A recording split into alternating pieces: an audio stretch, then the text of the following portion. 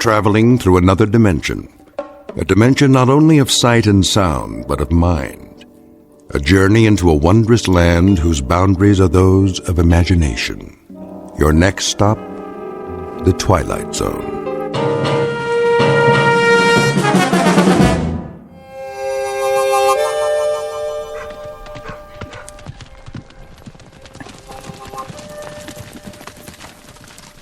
He ain't here yet. He will be. Almost noon. Knows what's waiting for him. Yep. He knows he's gonna get shot. Let's go inside and have a drink.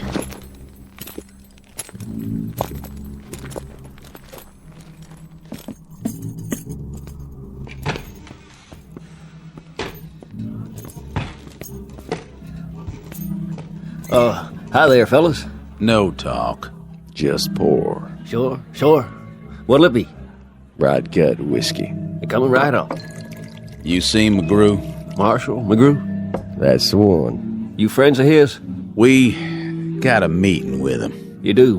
When? Well, let's see. Right about now. Unless he ain't gonna show. Oh, Marshall McGrew will show, all right. Always keeps his word. If Rance McGrew says he'll be here, then he'll be here. You can bet your bottom dollar on it. That right? In fact, here he is now. Where? Right outside, at the end of the street. Hear him coming? I don't see nothing. Oh, he's a-coming, for sure. Take a look. See that cloud of dust? That's him. Right on schedule. Cut! Come on. I'm here. What's everybody looking at? You're an hour and 15 minutes late, Rance. So shoot me. I'd like to. On film. We should have had everything in the can by now. Don't bug me, Si. You know what these big emotional scenes do to me. Now, don't get upset, Rance. We'll try to knock this one out before lunch. What do you say we get started, okay, baby? This is scene 71. You have your script with you? Positions, everybody. Quiet, people! Camera ready. This'll be a take. Welcome to the American West, Hollywood style.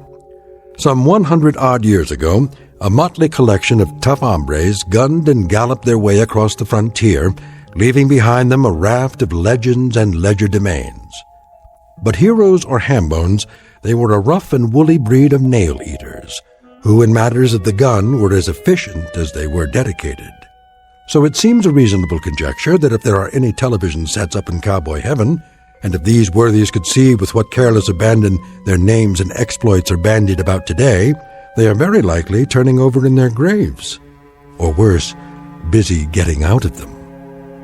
Which gives you a clue as to the proceedings that will begin in just a moment.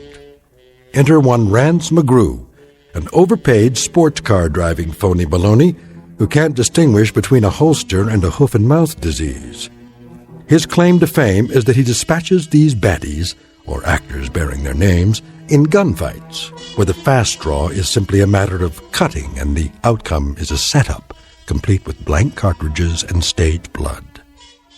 But Mr. Rance McGrew is about to discover that this week's edition of Make Believe is being shot not on the usual back lot, but on a peculiarly authentic location, one found only in the Twilight Zone. And now, The Twilight Zone and our story, Showdown with Rance McGrew, starring Chris McDonald, with Stacy Keach as your narrator. Get me a key light on the end of the bar. Coming up. Props, where are the breakaway bottles? Right here. You know the scene, Rance? Read it to me. Interior saloon, cover shot of two bad men at bar.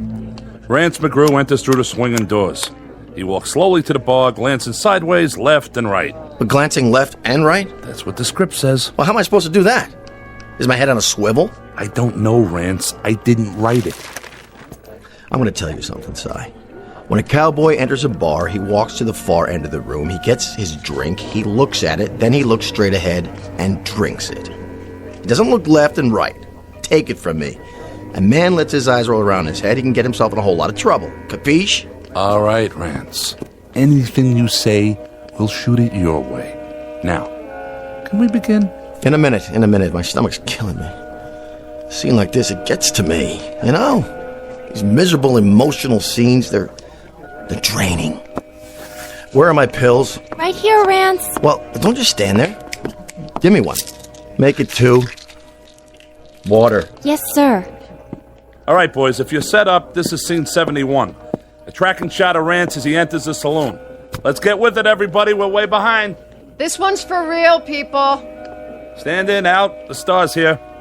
Cowboys 1 and 2, positions. Outside the door, Rance.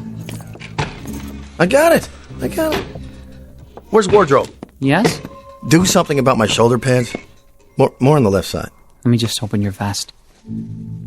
Holster. Right here? An inch lower. No problem. Now, my gun. Here you go. It should be right where my fingers hang. A real gunfighter had to get his gun out fast. Did you know I took lessons from the national fast draw champion? Did you? Oh, you don't believe me? Ready when you are, Rance. Watch this. You hook it with your fingertips, like so. You bring it up in an arc. Careful, sir. Give it a little twirl. Whoops. Rance, what are you doing? What's wrong with this holster? It's got oil on it. Replace the mirror behind the bar. We'll have to wait for the new glass. I told you, Si, never, ever rush me. Okay? I'm a perfectionist. Wasn't like this in the Old West. What wasn't? In the old days, they made sure. They had to. Men's lives depended on it. You can't hurry justice, Si. All right, everybody. Lunch!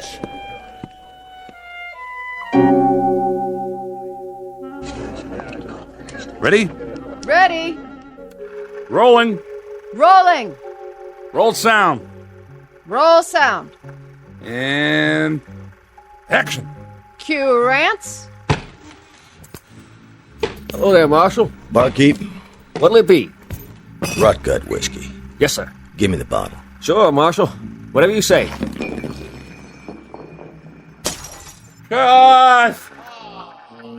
Don't look at me. It wasn't my fault. Look at here. Hey, buddy boy. Yeah? You try to gag it up one more time, you'll wind up plucking chickens at the farmer's market. It was an accident, Rance. Was it? He put English on it. He deliberately made it curve before it got to me. English on a bottle? The guy needs a catcher's mitt. What'd you say? Nothing, Rance. He didn't say a thing. How much longer? These boots are killing me. Here's a new bottle. Let's try it again. From the bottle. Positions, please. Positions. Scene 71, again. And rolling. Sure, Marshal. Whatever you say. Hold on. That there's a new bottle. You want I should open it for you? I can do it. Oh, dang. Here's a glass for you. Don't need one. You see that? He don't even use a glass. He's some tough hombre. I guess you boys know that... I guess you boys know I'm the marshal here. We heard tell. Sure did. Then I guess you know that I know that Jesse James is due here any minute now, aiming to call on me. I know that, too. Likewise. Well, what do you know? I figured he was too yellow. But it sounds like Jesse's here. Marshal, please. No killing inside. Easy, barkeep. Ain't gonna kill him none. I'm just gonna maim him a little bit. Pick off his pinky, maybe, with a clean shot. Jesse won't take kindly to that. He sure won't. Well, well. Marshal McGrew, ain't it? Yep. We'll take a nice, deep breath, Marshal. Why's that, Jesse? 'Cause it'll be your last. Oh! You shot it clean out of my hand! I didn't. That was a sound effect. I can't get my blasted gun out of the miserable holster. Cut! Take it easy, Rance. I thought somebody oiled this holster. I wiped it down. It's too dry. We'll do an insert later. See? I can't even get it. Oh, look out. Whoops. Bring another mirror. This is absurd, isn't it? I mean, really. First the gun, then the bottle, then the gun a second time. You just can't appreciate the delicious absurdity of it. I drive all the way in from the beach just to shoot a few lousy scenes in my new car, my own car, mind you, and look what happens. I mean, I studied with Sandy Meisner, okay? I played Pinter, Albie, Beckett. And now, can't you people do anything right? I ask you, is that too much? Would you like to sit down, Rance? Why do I bother? Week after week, why? I give, and I give, and I give. For what? Let's go to the fight scene. Jesse and Rance. First, Jesse knocks him through a table. Cue the player piano tape. Stunt double. Somebody get the tables. How do you feel now? What do you mean, how do I feel? Sorry, Andy. It's not your fault. But these oafs out there, they wouldn't know a real line from a cereal commercial. Hand me my throat spray. The antibiotic one or the one for the allergies? I don't care, just give it to me. Cut! Print it! I think they're ready for your close-up, Rance. All right, Angie. Don't you think I know that? I'm the only professional around here. Did you double for me in that scene? Yes, sir. Looking good. Thanks. I tried to do it just like you would. I like the bruises. Nice makeup. It's not makeup. Okay, boys, this is the death scene. Rance in the bar, Jesse lying over there. Rance thinks he's unconscious. Jesse picks up a gun off the floor and fires at Rance's back. Well, at his back? That's correct. Hey, I don't want to give you a hard time, Si, but... Well, you got a problem with that? But that's not the way Jesse James used to operate. Well, he does in this script, okay? What I mean is, everything I've read about the guy, I mean, he fought pretty fair and square. Why can't I just yell something, before I pull the trigger? Whoa, that's thinking. Warn the fastest gun in the West that he's about to get shot at. Look, buddy boy, you happen to be up against Rance McGrew. And when you're up against the best, you're going to play it dirty or you're going to play it dead. Now quit arguing and let's get to it. Ready at the bar, Rance. Your marks by the brass rail. Here's the bottle. Hold it. I told you ginger ale. This is cola. It's supposed to look like whiskey, though, Mr. McGrew. Si, will you either fire this clown or straighten him out? One or the other? Mr. McGrew wants ginger ale. Yes, sir, Mr. McGrew. Jesse, lie down on the X. I don't care what he says. Jesse James wouldn't shoot anybody in the back. Yeah, but Rance McGrew would. Rance McGrew would also fire his own grandmother. So do me a favor. Play it his way, or we'll never get this episode finished. You're the boss, but I can just see the real Jesse James turning over in his grave right now. I don't mean just once. I mean about 400 revolutions per minute. All right, let's get with it. Scene 93, take one. Quiet, everyone. Camera, roll sound, and action. Here's your bottle, Marshal. You stupid clod. That's whiskey. That's real whiskey. It sure is. The best we got. Something wrong, Marshal?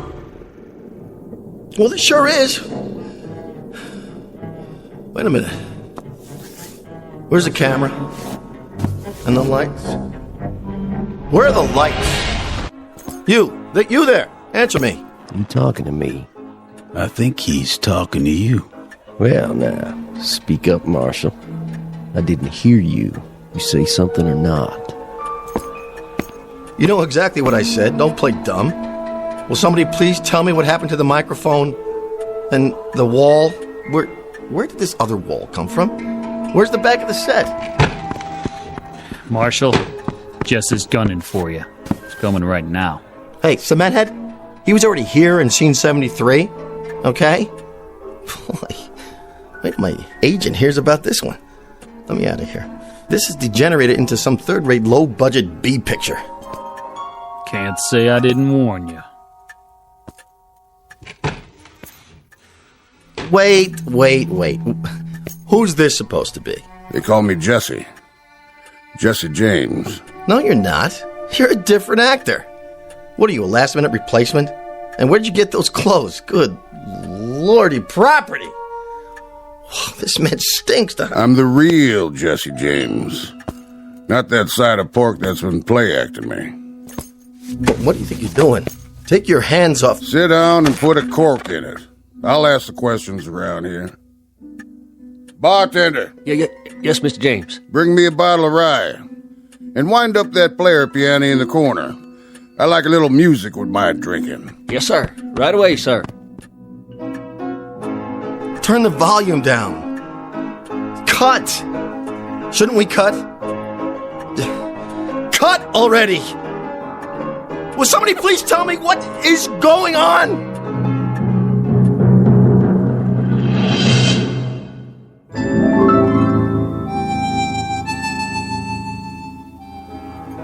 Don't you hear good, mister? No habla inglés. Sure you don't. Well, habla this. Sí. I'd be looking for the marshal. No es aquí? No? No, señor. Fellow named McGrew. Rance McGrew. So? You know him? Sí. He here? Come si, come sa. Come what? Sai? Sai? Sí. Who's Sai? The director. Get me out of here! Where you going? That way. You wouldn't be McGrew now, would you? Not a chance. Then what's this badge doing pinned to your chest? Well, where's the fellow who loaned me this vest? I think you and me.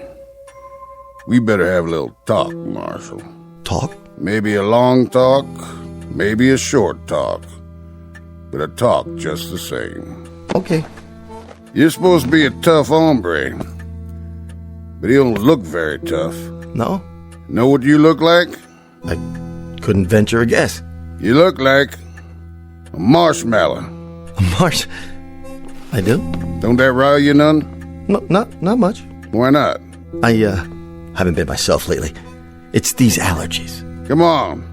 First we'll have a drink, and then we'll talk.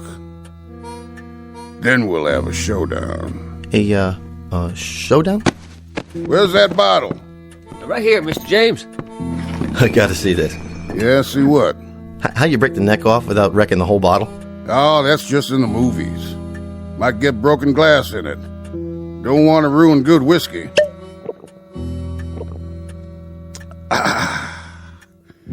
Here, your turn. No, thank you. No? Just a ginger ale, please. Marshmallow. Well, see, I'm on the wagon. It's to my contract. Have a smoke. I gave that up too. I'll roll one for you. Can't. Union rules. Rules, huh? Yeah, it's the law now. Show you what I think of the law. Of course, you know how to do this, don't you? Roll your own, I mean. Actually, I never could get it right. You know, that string on the little pouch? It always gets caught in my teeth.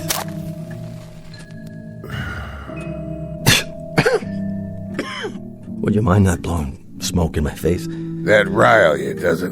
Not really. It's just that it's not good for my voice. Nothing riles you. You're just about the most even-tempered dude I ever did meet.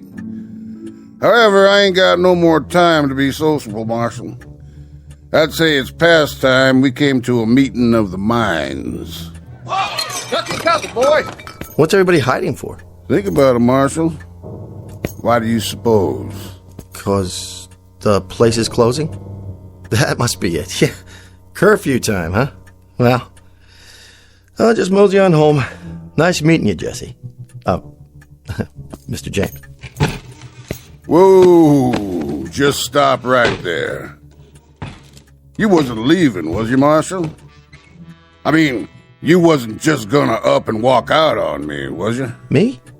No, I was just wondering whether it was gonna rain. You know, looks like it's not, though. No, not today. Have a seat. Okay. As long as this doesn't take too long, I got a meeting with my agent after we wrap. You know what I thought, Marshal? I thought you was gonna play some kind of trick on me. Me? Why would I do a thing like that? Remember the time that bad guy had you covered from behind? And you started out the swinging doors, and you swung one door back and knocked the gun out of his hand? That was the opening show last season. Or how about when that rustling gang was waiting in here to bushwhack you? 10 or 11 of them. 13. I was up for an Emmy for that one. That was where you shot from the hip and brung down the chandelier. I gotta hand it to you. Some shooting, Marshal. I did better next week. Horse thief named McNasty shot a glass out of his hand. Bullet ricocheted and hit his partner out there on the porch. Got 1,300 pieces of mail on that one. I bet you did. I just bet you did. Why, folks couldn't help admiring a man of your talents.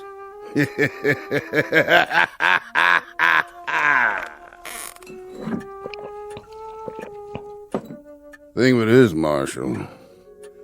Thing of it is, I don't reckon you ever fired a real gun in your life, did you? Well, not as such. Or hit a man in anger, or maybe even got hit in anger yourself. Tell me true, Marshal.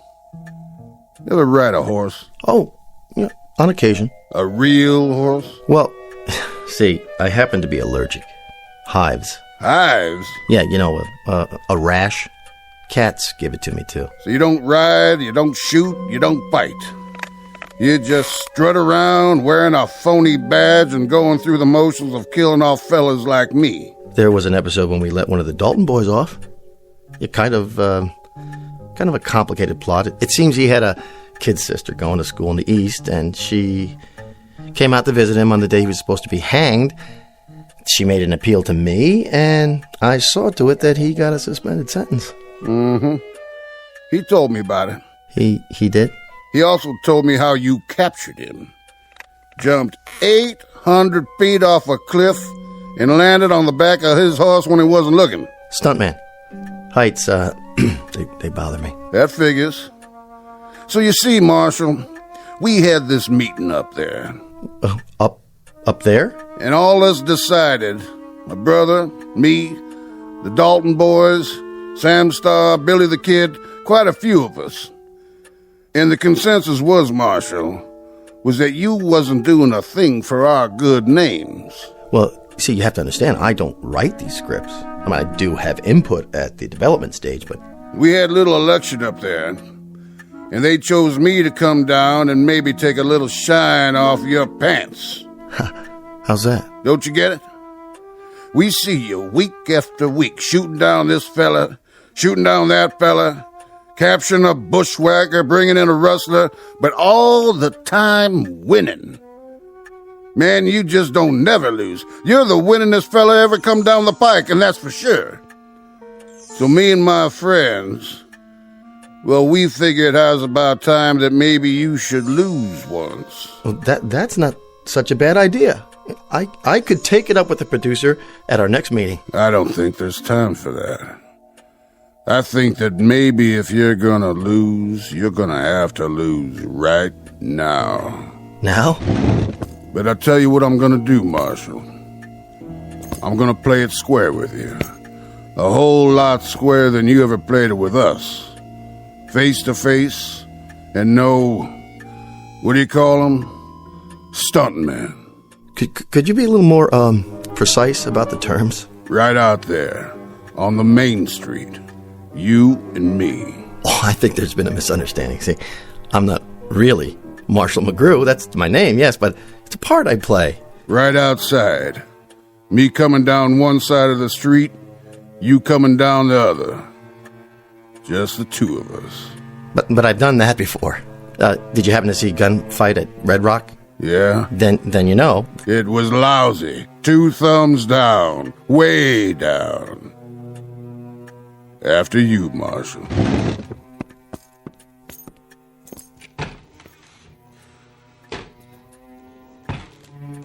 You can come out now, boys.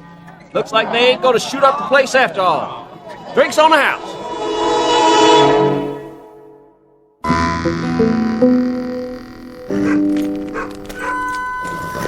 We take 20 paces each.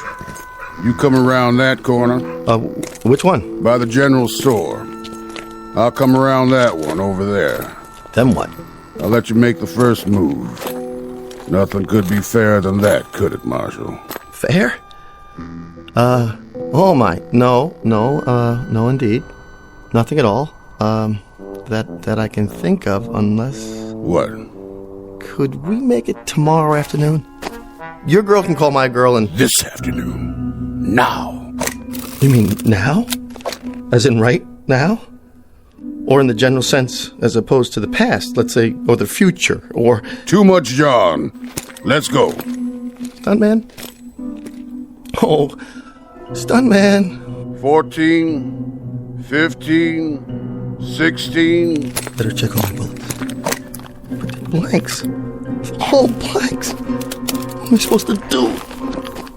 Ready, Marshal? I'm coming for you. All right, here goes nothing. Talk about method acting. Go ahead, Marshal. Make your move. This is ridiculous. I'm gonna count to 3. Why not 5 or 10? 1. It never happens this way. Makeup! I got sweat in my eyes. 2. I didn't even want to be in the series. I wouldn't have signed up for it at all if it hadn't been for the residuals. God, that and the fact that they let me use my own name in the title. Rance McGrew, Frontier Marshal. Had a nice ring to it, I thought. 3. Slap leather. Props, would you fix this holster? Reach for the sky. Okay. There's my gun, see? Hey, you win. Just like I figured. This guy couldn't outdraw a crayon. Jesse, give me a break. Will you give me a break, Jesse? I'm too young to die. Think of all the guest spots I could do after the series. Not to mention the syndicated reruns. You say you got nominated for an Emmy? Twice! Man, you can't act any better than you can draw. What about it? I'll do anything. I mean it. You name it. I'll do it. I'll do it. Just give me a break this one time. Anything? Anything. Say it. Marshal, you know something? You and me, maybe we ain't such a long ways off from a bargain after all. What is it you want? Well, sir, I ain't exactly sure what it is I want, but I'll think about it, son. You will? You mean you're not gonna shoot me down like a dog? Like a cur? Like an empty beer bottle? Like an old tin can set on the fence post of life? On a lonesome road somewhere, a road less traveled, you might say? Nope. But I'll tell you what I will do, if you stop talking like a schoolmarm. What's that? I'll see to it that you play it mighty careful from now on. Done? You gotta play it straight. No more of this Hollywood junk. You got it.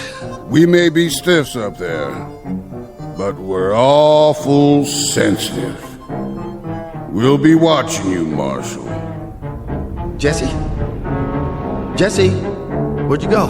Where do I send the deal memo? Here you go. What?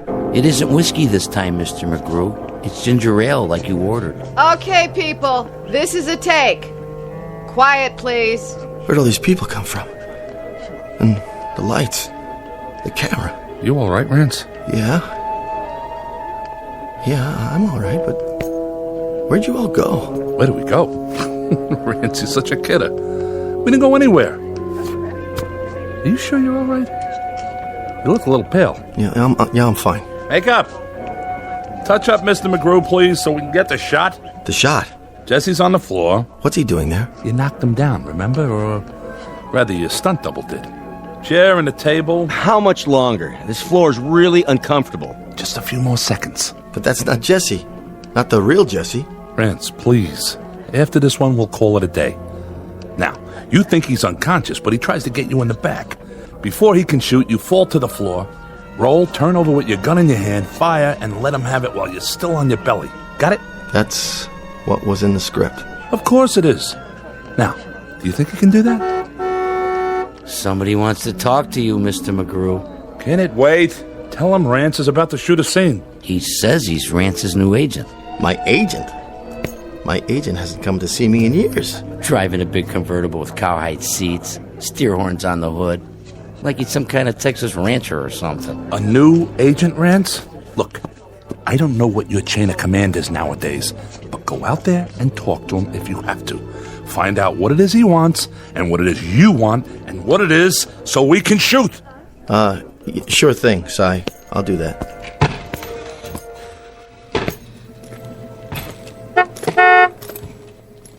Howdy, Marshal. Jesse? Deal's a deal. You said anything. I like the red blazer. Houndstooth, isn't it? That what they call it? You don't know about the yellow slacks, though, and the beret. I think you've been watching too many old movies. Be that as it may. Have a cigar. I don't smoke. That's right, I remember. No offense. Well, now, to get to the point, anything is the following. let's keep it simple. I'm just gonna stick around from show to show and make sure you don't hurt no more feelings. Such as? Take this here scene. Change it so's the other Jesse don't fire at your back. That would be real cowardly. Say he's lost a lot of blood and he's weak as a tea. But somewhere or the other he gets up on his feet. Then he knocks you through the window and makes his getaway. Got it? Knocks me through the window? Rance McGrew? Understood? Yes, sir. Understood.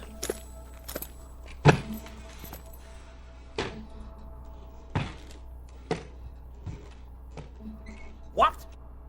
Are you out of your mind? No stunt double? Jesse does what?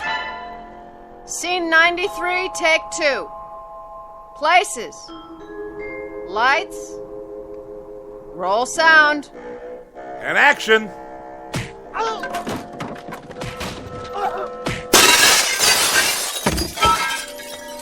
Cut! That was a good one. Yeah. Glad you liked it. Now I was reading next week's episode, Marshal. The one where you knock a gun out of Billy the Kid's hand from a 4th-story window a block away, using the base of a lamp. Well, the network wants to keep the gunplay down. Too much violence. No good? Piece of crap. The way I see it, Billy hears you, whirls around, shoots from the hip, and knocks the lamp out of your hand. How's that sound? Fine. Fine. Now, looking ahead 2 weeks, I think we ought to give Sam Starr a break. He's a nice fella. Awful good to his mother.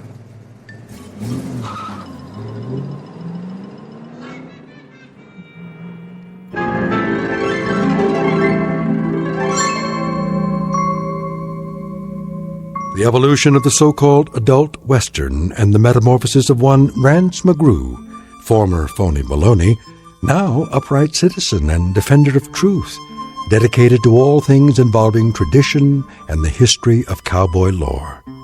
It's the way the cookie crumbles and the 6-gun shoots in the Twilight Zone.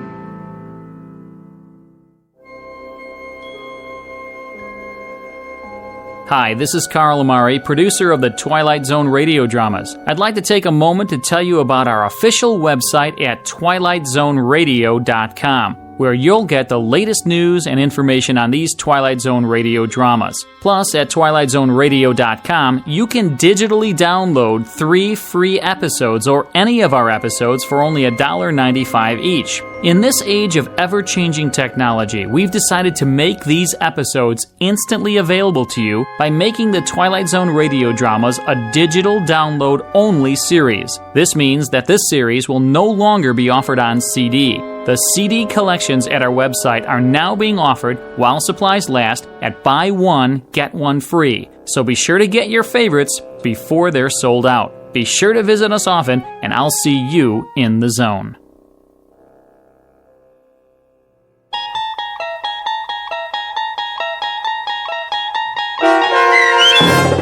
Showdown with Rance McGrew, starring Chris McDonald with Stacy Keach as your narrator, was adapted for radio by Dennis Etchison and written for The Twilight Zone by Rod Serling.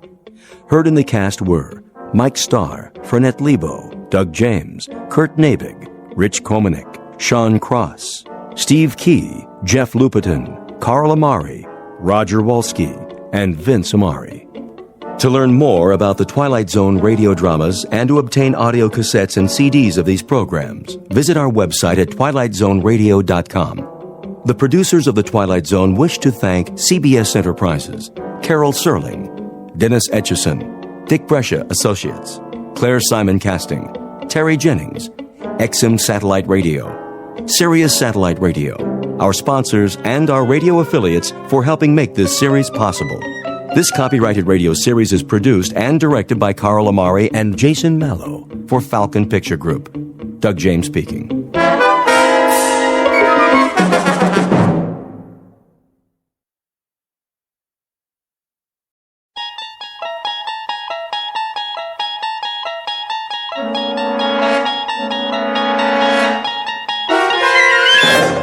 You unlock this door with the key of imagination. Beyond it is another dimension, a dimension of sound, a dimension of sight, a dimension of mind. You're moving into a land of both shadow and substance, of things and ideas. You've just crossed over into the Twilight Zone.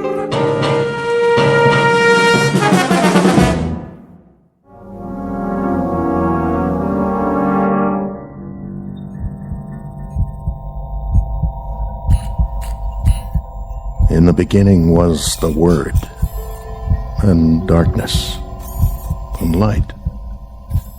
I have trouble remembering light. Some of it shines through my eyelids, so I know it's there, but all I really see is darkness now. There are pinpoints of light like holes in the fabric of space. I know they're out there, even if I can't quite see them. When will I? Time no longer has meaning, as if it has stopped for me, closing in, contracting, and I can't move, not a muscle. But in this moment, the mind continues, and I wait. Stansfield, Douglas. Scanning vital signs. Life functions, check. Metabolism, stable. Temperature, constant. No adjustments necessary. Only the mind. The mind is memory, and I remember things. They remain through it all. There is more than just darkness, the void. The mind does work. I wonder if they know that. The images are constant, ever-present, patterns to savor again and again. It's not just the long sleep that comes when the fear has left.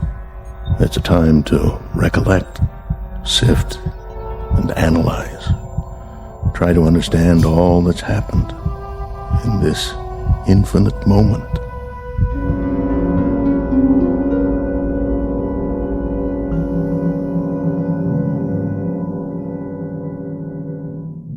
It may be said with a degree of assurance that not everything is as it appears. Case in point, the scene you're witnessing. You are not in a hospital.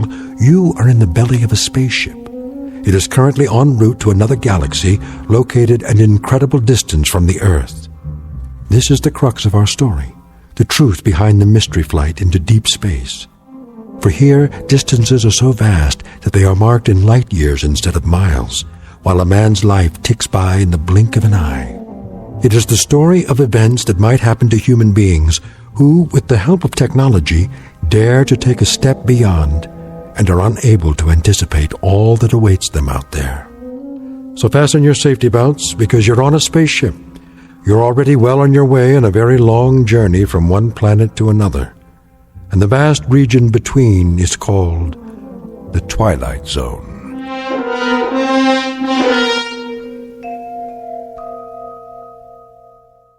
And now, The Twilight Zone and our story, The Long Morrow, starring Kathy Garver with Stacy Keach as your narrator.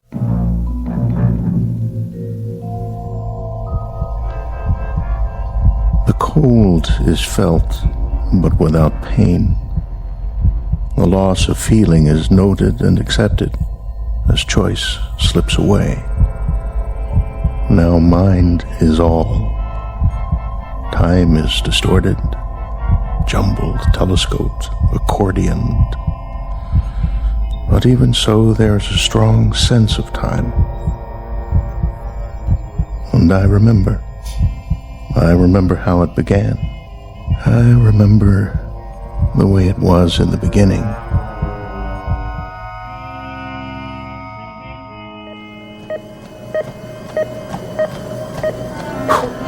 How am I doing?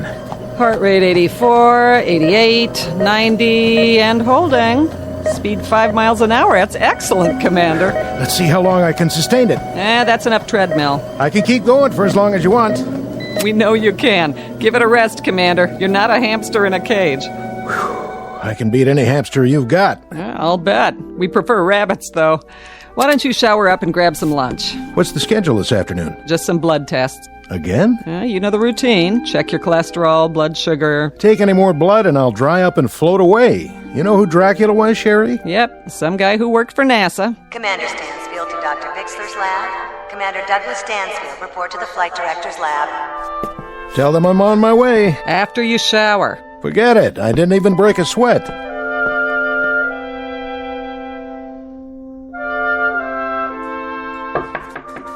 Come in. Dr. Bixler? Hello, Commander. Glad to meet you, if somewhat belatedly. Please make yourself comfortable. Oh, thanks. A figure of speech, in the sense that there's no need to stand on ceremony. I'm sorry there are no comfortable chairs here. Well, that's all right. I'd just as soon stand. Even after this morning's workout. But, of course, your cardiovascular rating is superb. So, this is where the commandments come from. Commandments? Mission directives. I've heard much of you, the mysterious Dr. Bixler. And I of you, and that's the reason you're here. I was wondering. I guess this all seems faintly ridiculous to you, the hush-hush aspect. Well, all NASA's projects are secret during the planning stages, but I've been here 6 months now. In the past, I knew what I was training for. Is there a reason I've been kept in the dark so long? Perhaps so you wouldn't hand in your resignation. Not likely. I knew what I signed on for when I joined the agency. You knew some of it, what we've done up to now. I take it on faith. It's work I believe in, ever since I was a boy. You've been with us for 11 years. Is that a question, sir? More along the lines of an observation. Should you not have realized it, you've been the object of considerable observation over the past several months. I'm well aware of that, but if I may say so, I've never been the subject of so many tests. Not just physical, but psychological. There are reasons, Commander, rather good reasons. What is it you have in mind for me? Or is that still hush-hush? This one is not official yet, or it wasn't until we knew we had the right man for the job. It's not part of the budget we submitted to Congress, but I think we're about ready for a formal announcement. Of what?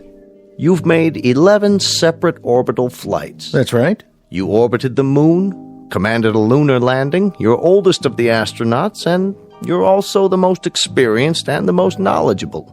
I don't know about that. I do. Certainly if we count those who are still active. May I ask you a personal question?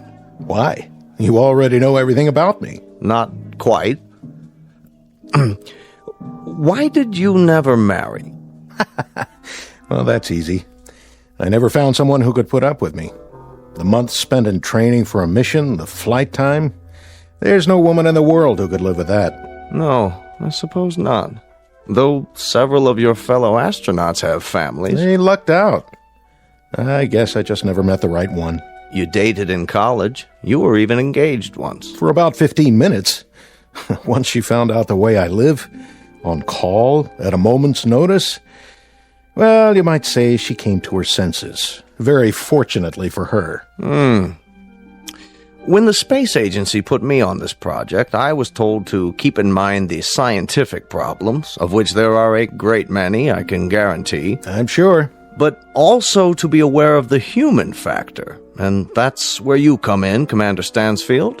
You're the human factor. May I ask you a question? By all means. How long are you going to keep me in suspense? Not much longer, I promise.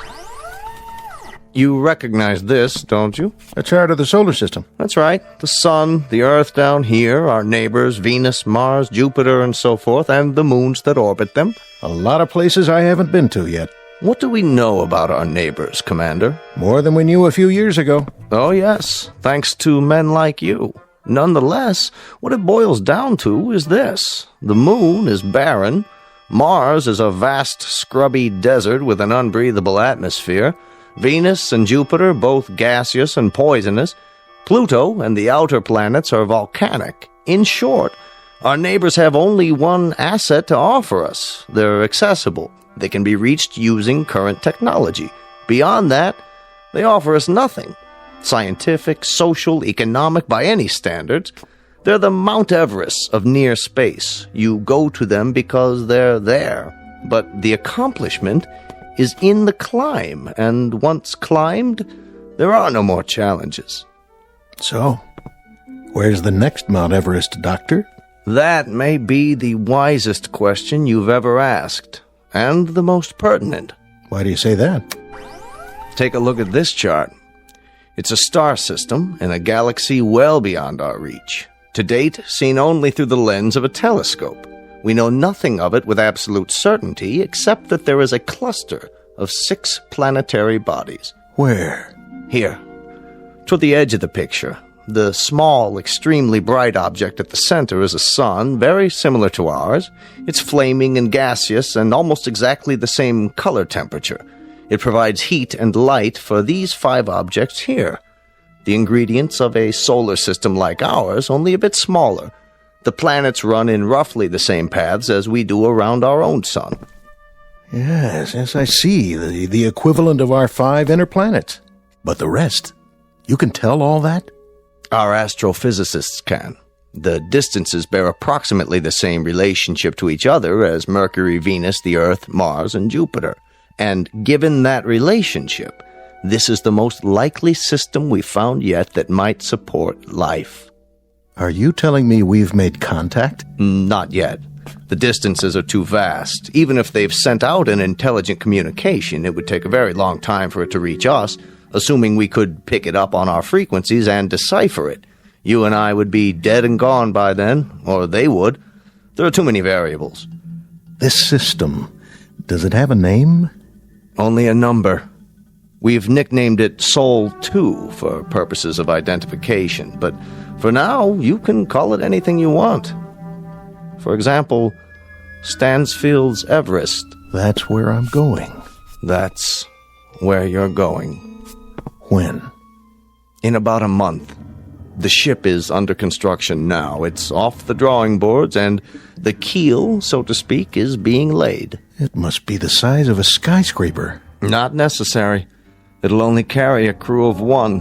1? That's because of the weight, the extra equipment on board. What kind of equipment? I'll get to that in a moment. For now, I believe the man who flies her should be right there while she's being built to watch every bolt, every rivet, every screw, every piece of metal and circuitry going into it. And that man is you, Commander. You'll be its pilot and its only occupant. You'll truly be the captain of your fate. Not that it matters at this point, but I want you to know I like this assignment. I like it very much. That's not surprising, considering your profile. It's precisely why you've been chosen. I've put together a manual of projections and probabilities. I think you ought to see it. I'll read it tonight. There are the usual dangers, the usual unknowns. It was ever thus. No, Commander, it was never thus. How so? In the past, you've had meteor storms to contend with. You've had the usual calculated risks of mechanical failure, landing difficulties, ejection troubles, all the rest. Well, you'll still have those, compounded. There's another factor here, another problem. Distance. Distance, in time and in space. How far? This cluster is approximately 141 light years away. But that means the ship would have to... An ordinary ship. This one will have interstellar drive and an anti-gravity device. It'll be the fastest man-made object ever conceived and launched. Its speed will be like nothing ever dreamed of before. But in terms of the space you have to conquer, it might just as well be an ant crawling across the Sahara.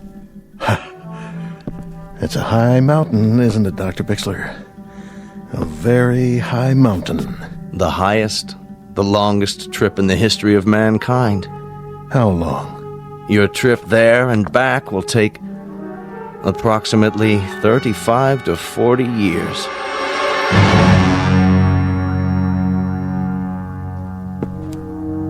Well, at least it's a round trip. Consider it carefully, Commander. When you return from this trip, the Earth will have aged almost half a century. Oh, that's something to contemplate, isn't it? I'll be 60, 70 years old. I'll have lived the better part of my life out in space. Alone. You'll have lived the better part of your life, but you'll not have aged. We intend to try something different. also a risk, also decidedly calculated. That's where the extra equipment comes in. Freezing? An extension of cryonics, but considerably more complicated. It will be suspended animation in its purest form. We've developed a substance from the lymphoid tissue of hibernating animals, several antioxidant absorbents, and a collection of experimental drugs to slow down metabolism. The Earth will age, Commander, but you will not. You'll only be a few weeks older when you return.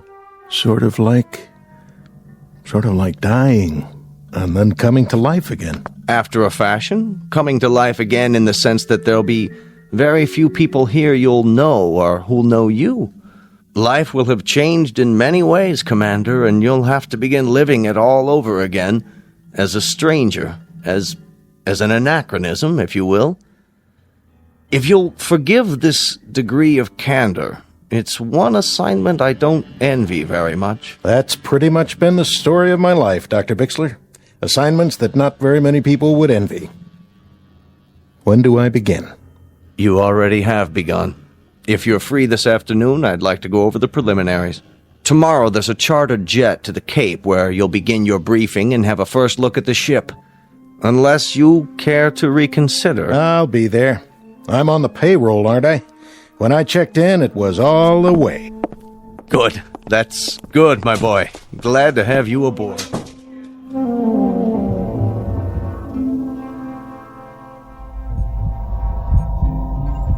And so it began. That brief, unemotional, very matter-of-fact colloquy between scientist and subject. A small cast of 2 characters. That was the way it should have been. But I very clearly remember the entrance of character number 3.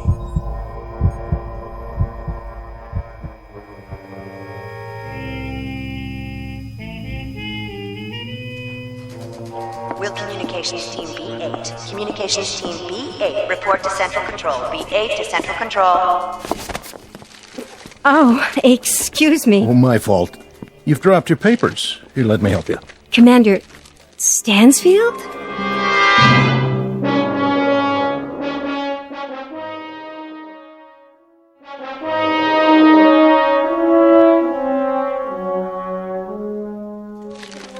Excuse me for staring, but I see your ID badge. Why, you're the one. I don't know whether to thank you for that or report you for insubordination. Forgive me. We've been hearing Stansfield for close to a year. I was beginning to think that you weren't real. Let me give you a hand. A friend in need. That's my job. Picking up papers? Oh, that's my new assignment. Morale officer. I follow people around who look stricken. Do I look stricken? Momentarily nonplussed. I don't think we've met. No, we haven't. That's what I was saying. You stationed permanently here? I'm with NASA on detached duty. I've always wanted to meet you. And I you. Oh, now, that I don't believe. It's true. I've got ESP. A long time ago, I woke up and an inner voice told me, with some intensity, that I'd meet a woman with a stricken look who drops papers in corridors. Did your ESP give you the name? Let's see. It's coming to me. The first letter is an S. Sandra Horn. How did you... Oh, of course, my name badge. I didn't look at it, I swear. Sure you didn't. Very subtle. It's been an honor meeting you. Strange. What is? Nothing. Tell me. It's not a line, I promise, but I do feel I've known you. I know. There was a little girl in 4th grade. She sat in front of me. I used to stick pencils in her red hair. Tell me the truth. That was you, wasn't it? I went to an all-girls school. Oh. I don't suppose... Yes? I don't suppose the National Space Agency could do without your services for, say, a couple of hours this evening. Long enough for a dinner? I think, despite the fact that I'm invaluable and the whole space program rests on my shoulders, a 2 or 3 hour period might be carved out. I'm in the book, Commander. Please phone me. I won't phone. I'll pick you up. What kind of food do you like? Any kind, partial to beef, also seafood. No shellfish, though. Chinese, Italian, you name it. I'll plan the itinerary and the menu. See you at 8. Arrivederci, lady from the space agency. 8 o'clock, then, astronaut. Arrivederci to you, too.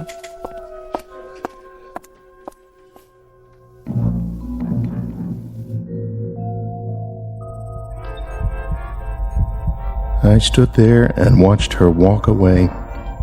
I thought we talked for an hour, not minutes. And I knew everything I needed to know about her, even then. The only time in my life it had ever happened to me. And now I return to these things, these simple things. Now in the darkness, and the cold, the solitude, the stillness without measure.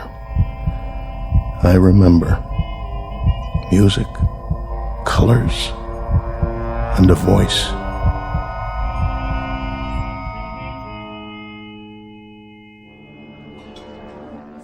How did you like the meal?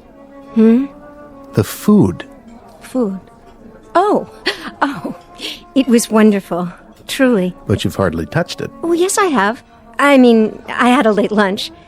I guess I'm not as hungry as I thought. Well, look at you. You haven't cleaned your plate either, mister. Oh, I was thinking. About what? Do you dance? No, not really. Neither do I. Never learned how. Oh, come on. I missed all the dances at school, even the prom. I don't believe that for 1 minute. Would I lie to you? I really don't know. You can teach me. What? Just the basic two-step or whatever they call it. You're asking the wrong person. Am I? Besides, they wouldn't let us dance in here. They wouldn't notice. A couple of duffers like us. Quick, don't look. How many people at the next table? I haven't noticed. My point exactly. They don't care about us either. Stand up. Oh, I couldn't. You're looking at me. Sorry. Something wrong? It's just that a month from now, you will be off in space. And by the time you come back down again... You want to talk about that now? Only for the following absurd reason. I've known you for exactly 3.5 hours. Is that all it's been? That's all. 3.5 hours. A long dinner and a short dance. And already... Already what, Sandy? Already, I feel a sense of loss.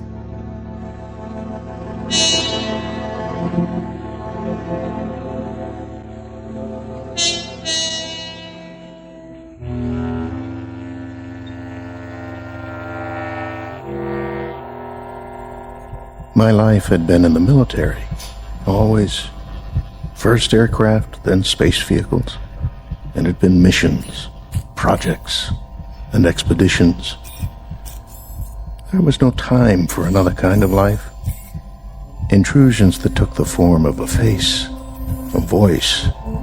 A short month lived by a man and a woman drawing closer and closer together, and finally becoming a part of one another. There's so little time for such a thing, for such a small thing. And then what time we had ran out and slipped away.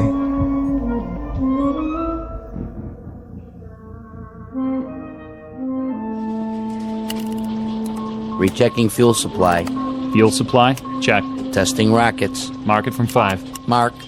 5, 4, 3, 2, 1. Calibrate fuel consumption. Fuel flow at 0.25 and holding. Check and double check. All systems go. T-minus 120.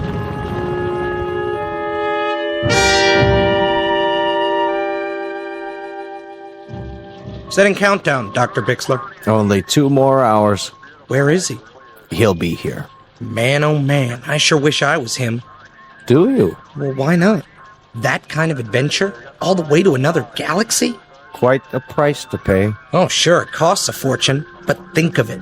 One man in the whole of history going out into space with a key, you could say. A key to unlock all the mysteries. I'm beginning to think that not all mysteries are out there. One man, and for the right to have his adventure, our adventure, for the ritual of turning that key, he pays for it as no man has ever paid before, with all of his friends, his well-being, his sense of belonging, maybe even his sanity. Everything on earth that has meaning for him will now be just a memory. And you envy him? I guess he is to be envied. I envy him too. But what I don't envy is his homecoming.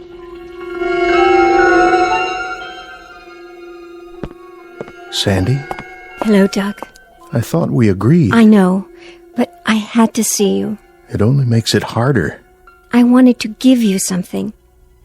A small, unofficial gesture from one of the lesser bureaucrats of our good, gray, respectable government.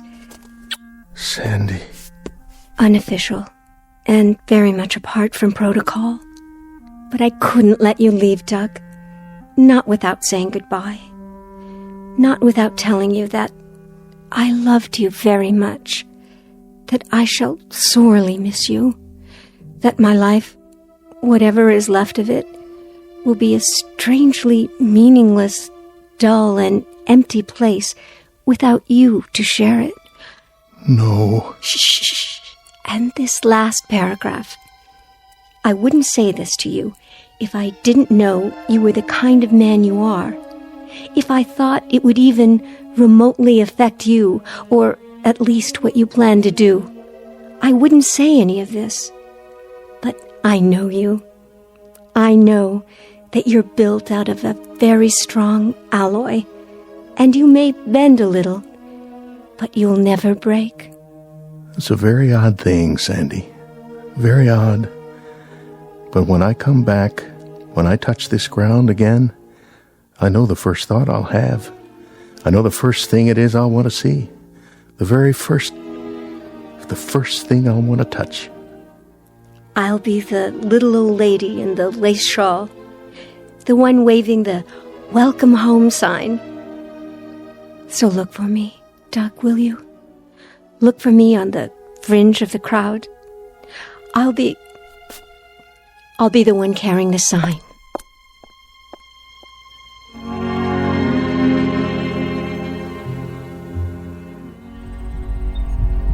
And how much we had become a part of one another. Despite the circumstances of both our lives, despite everything rational, we let ourselves reach into that strange and mysterious sea within us called love, and then watch the ripples grow. Sandy, where are you now?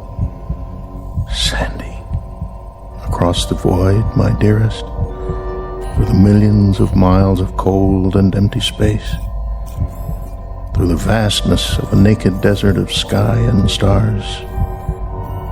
I feel your warmth, and I love you. I love you, Sandy.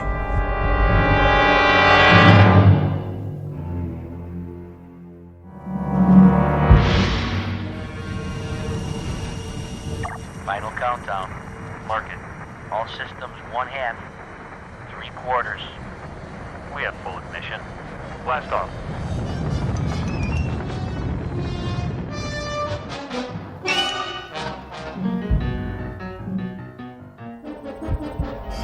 I move now. I streak across the heavens. I leave behind an earth that changes even now beyond my closed eyes. This, then, is the hero's journey. From a warm place of leaves and trees and summers full of dreaming to a cold orb hanging in a dark sky, and a place I do not know. To return one day with stories to tell my tribe on the rock they call home. I feel it growing smaller and smaller and smaller, and time passes inexorably and eternally, and I can do nothing about it. Nothing at all. Commander Commander Stansfield. Douglas. Scanning vital signs. Life functions. Check. Metabolism. Stable. Return mission. On course.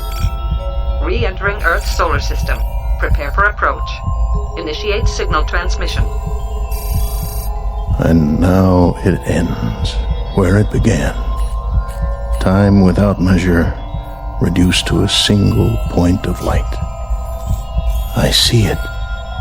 The blue seas, wrapped in clouds, a flash of green showing through, where humankind sits on a rock and waits for the word from above. Or perhaps they do not wait. Perhaps they have forgotten. But I have not. I am he who waits like a rock. Earth, I feel you near me. As this comes in, so much loneliness will go anywhere. And something else, old and yet new, returns to fill the void. I feel you. I feel her. Mission control. Mission control. Come in.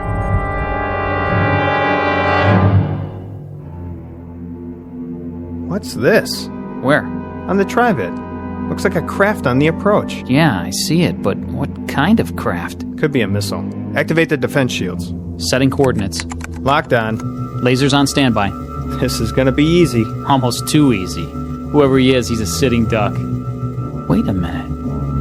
Look at the shape of that thing. Some kind of retro design. Hey, bring it up on the holoscreen. I can almost make out the numbers. Run a pattern recognition. That'll nail down the model and country of origin. Scanning for recognition.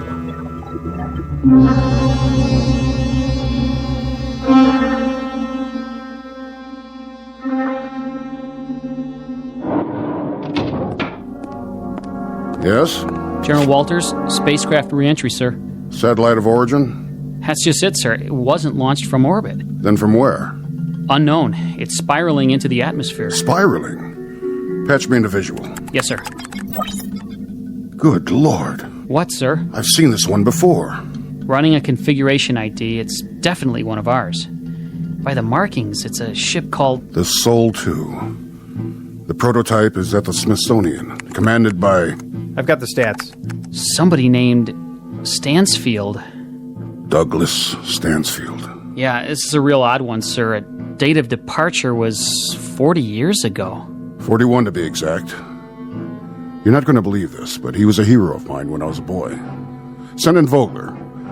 Tell him to search everything we've got in the files. Right away, sir. It's downloading now, General. Who is he, anyway? One of the pioneers. Been in space several decades. Really? Presumed lost a long time ago. Put it on the screen. Here's a report. He's been out of contact. This is the first communication we've had. The date, the log entries. He was tracked on radar when he left Earth space. But communications must have malfunctioned a few hours after he left the ionosphere. 41 years. And now they come back. Every month. Every year. They keep coming back. Like aging birds returning to a nest. For what? That's the question. They went off on missions that became obsolete almost the moment they were out of sight. To blaze trails we've already charted by now.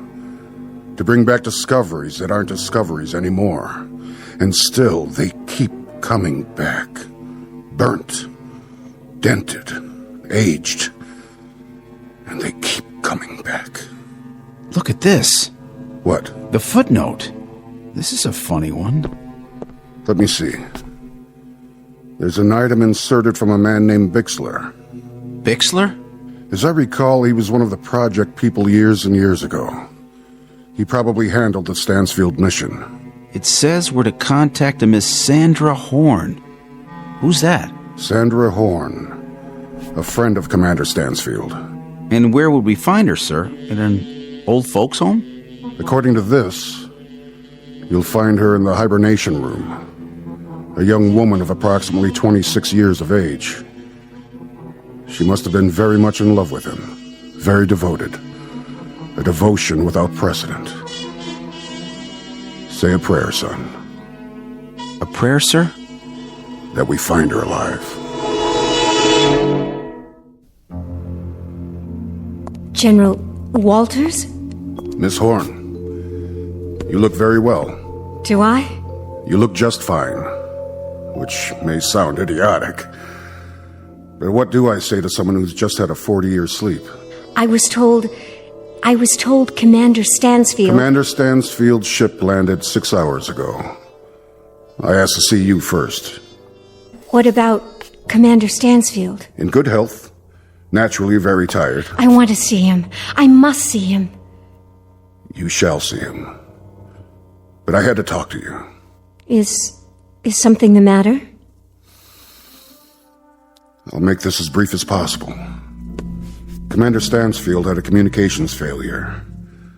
It occurred probably within the first 12 hours of his departure. There was only sporadic contact made during his entire flight, there and back. He reached the other galaxy. He reached it, he landed, he took off, he returned. There was no life where he went. We found that out ourselves 20 years ago. One of the ironies of our progress. We could have saved him the trip. We could have saved him his anguish. I don't understand. His anguish being the following, Miss Horn. Unknown to us here or to my predecessors or theirs, due to the lack of communication, Stansfield arbitrarily removed himself from hibernation 6 months after leaving Earth. He did this because... I know why he did it. God help me. I know why. Over 40 years, Miss Horn. 40 years in the cockpit of a ship. 40 years of... well... his kind of loneliness must have been something brand new in human experience. For what you both gave up, you deserve far better than this. I wish to God he could have come back to you just as he was when he left.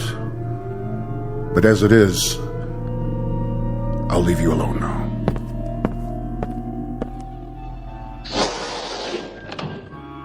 Doug? Dear Doug. You remember me, don't you? Remember you? I've spent 40 years remembering you, Sandy. I've spent 40 years painting your picture inside my head, remembering your voice, thinking about your touch. I've spent 40 years surviving for you. But it looks like I made a miscalculation. An error of judgment, you might say, with the best of intentions. And now... Doug, it can still be that way. What you are, what I am, it doesn't make any difference. Oh, I'm afraid it makes a difference, Sandy. Look at you. 40 years of difference. And that's far too much. I'm sorry. I'm so desperately sorry. I know, my dear. I had a lot of years to ponder the possibilities. But I didn't consider this one. Years that I didn't think would ever pass. Years that I sometimes wished wouldn't pass. Oh, Doug. You're as beautiful as ever. Very beautiful. Don't waste it. Go away now, Sandy. You must. Please. Go home and pick up the pieces of the rest of your life. Go. If that's what you want. It's what I want. Goodbye, my love.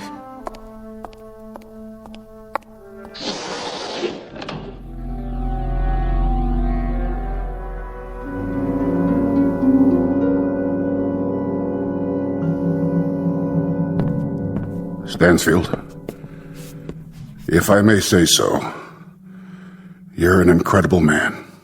Really quite an incredible man. It may be the one distinction I can point to in my entire life. That I knew you. That I knew a man who placed such a premium on love. Truly, truly, Stansfield. Quite a distinction. Goodbye, General.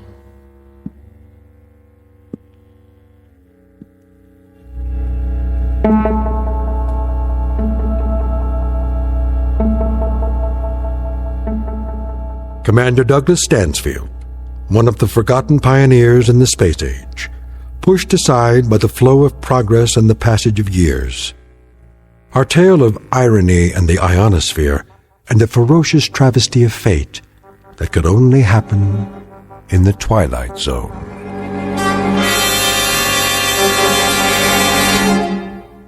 More from the Twilight Zone after this.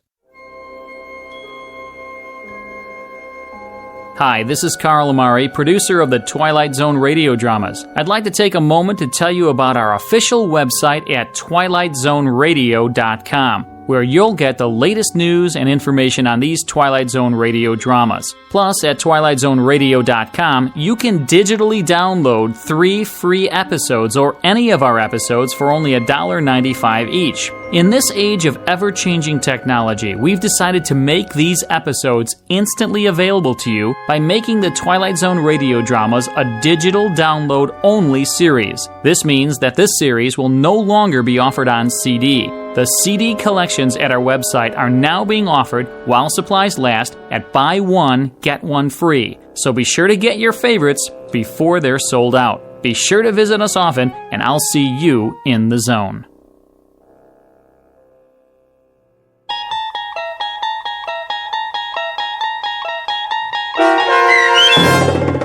The Long Morrow, starring Kathy Garver with Stacy Keach as your narrator, was adapted for radio by Dennis Etchison and based on a script by Rod Serling.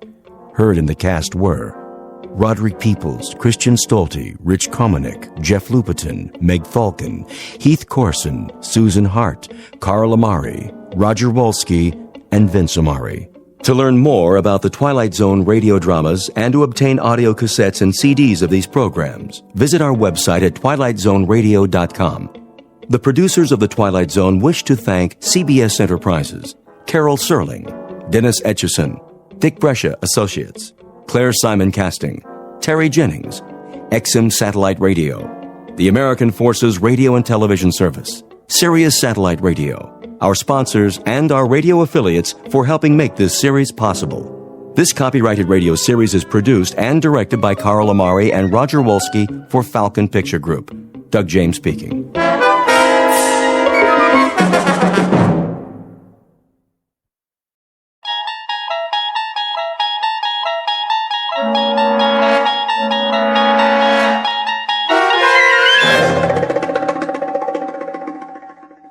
The Mighty Casey, starring Paul Dooley, with Stacy Keach as your narrator, was adapted for radio by Dennis Etchison and written for The Twilight Zone by Rod Serling. Heard in the cast were Christian Stolte, Joby Cerny, Jeff Lupetin, Alex Sopener, Kurt Nabig, Derek Purcell, Roger Mueller, Elizabeth Lido, Carl Amari, Jason Mallow, Doug James, and Vince Amari. This copyrighted radio series is produced and directed by Carl Amari for Falcon Picture Group. Doug James speaking.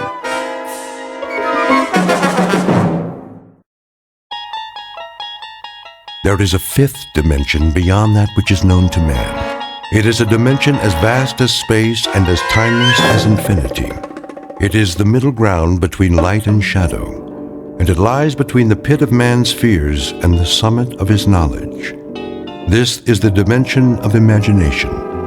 It is an area which we call the Twilight Zone.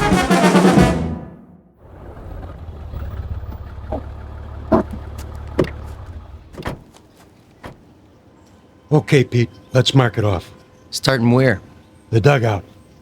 Run a chalk line in front of the fence all the way to the gate so they can bulldoze it flat. Wait, what's the dugout? Where the team would wait. They'd sit on the bench, shoot the bull. Sometimes McGarry'd chew 'em out but good. Oh, I know what a dugout is. But why'd you call it that? I don't see any bench. Not now, you don't. Used to be right over there, under the bleachers. Near home plate. Okay, I get it. This place used to be a ballpark. Of course, that was before my time. I'll bet it was. I always thought this was a track for motocross and monster trucks. My old man used to take me before it was a swap meet, I mean. That right. There was this one truck, the Grave Digger. Oh, man, you should have seen it. Big old tires, rolled right over anything. How old are you, kid? Me, 22. 22? I was out of high school before you were born. You know what? You really missed a lot. Yeah, Pops, back in the day. Hey, you ever see the monster trucks? Afraid I missed that. Ever see the Zephyrs? The what? Only the greatest ball club there ever was. Sure. That's why I never heard of them. Yeah, World Series champs, huh? They could have been. Let me tell you. And they almost did. 1 year in particular. We better get back to work, Corrigan. Wait a while, kid. I want to tell you a story. You bring your lunch? Sure, I brought it in the truck. Then let's take a load off.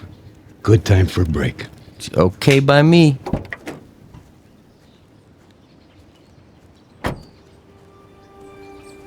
We can sit over there in the pitcher's mound. Of course, you can't see it anymore, but it was there. Fletch was the regular pitcher. He was a nice guy, but he had an arm like an old lady. Then one day out of the blue. Oh, you're not going to believe this. Oh, one day what? Well, it was, must have been July. Yeah, that's it. Middle of the season, everybody was talking about the Giants, how good they look, what a lineup, blah, blah, blah. The Zephyrs were stuck in a toilet. Then one day McGarry, that was the manager, he called for open tryouts. Why not? Couldn't be any worse than what we had. And that was when he came along. Didn't look like much. But when he wound up, man, what an arm. Who? I'm getting to it. Better start at the beginning. It was a hot one that year. No rain, the sun beating down.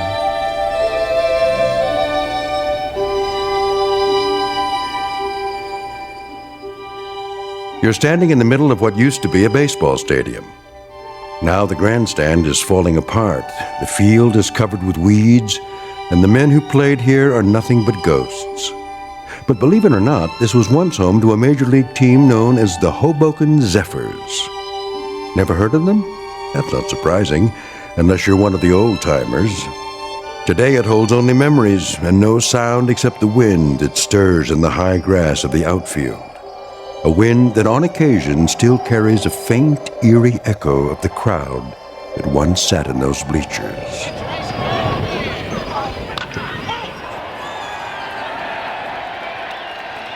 We're about to travel back in time to a day when the Hoboken Zephyrs were still a part of the National League, and this mausoleum of memories was an honest-to-Pete attraction. But since it's strictly a story of make-believe, we must begin this way. Once upon a time, in New Jersey, a most unusual event happened on the way to the ballpark. In a moment, you'll meet the cause of that event, a left-hander named Casey. Not the most original of monikers, but that's what he was called. So sit back, grab a hot dog and a bag of peanuts, and get ready for the playoffs. Because this particular broadcast is brought to you live from the Twilight Zone. And now, The Twilight Zone and our story, The Mighty Casey, starring Paul Dooley, with Stacy Keach as your narrator. All right, new guys, let me see what you got. Give me 50 jumping jacks. Make it 100. Make it 100. Then take a lap around the field. 2 laps.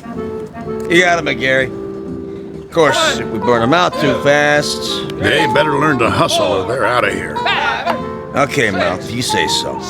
Let me hear you count. 9, 10, 11, 12, 13, 14, 15. Morning, McGarry. Beasley. 4 great-looking boys, huh? The one with the black socks with the floor chimes brought a note from his mother.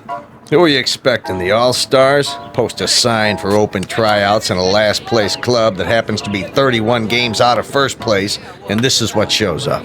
You never know, I guess. Might be some talent out there. Yeah, and you might be Yogi Berra. I can't make something out of nothing. You're the owner of the club. You gotta give me some ball players. Think you'd know what to do with them if I did? 20 games out of 4th place, and the only big average we've got is a manager with the widest mouth in the business. When the Zephyrs win 1 game, we gotta call it a streak. Buddy boy, when contract time comes around, you don't have to. Sure, you let me go. Who you gonna get? Now think of something. You can always manage the team yourself. One more time, Fletch. Ugh, trying to get it over the plate. You okay, Monk? I must have slept funny on my arm last night. How's the team doing? Are you kidding? Last week, Fletch pitched 4 innings and only gave up 6 runs. That makes him our most valuable player of the month. Hey! Okay, let's see some sweat out there. New guys, take a lap. We gotta do it. Jeez, it just goes on forever and ever. I get it. Dugout. What? Who? Just a minute, I'll ask him. McGarry! Yeah? You want to look at a pitcher? You mean someone besides Fletcher? Now, why would I want to do that? Send him down. New boy? Gotta warn you, he's a lefty. Lefty, schmefty. If he's got one arm that works, he's for us. Hey, Monk! Yeah? Fletch can take it easy now. I got a new boy coming in. Catch a few for him? Yeah, sure, Moth. Yeah, okay, Fletch. Go on, shower up. Check.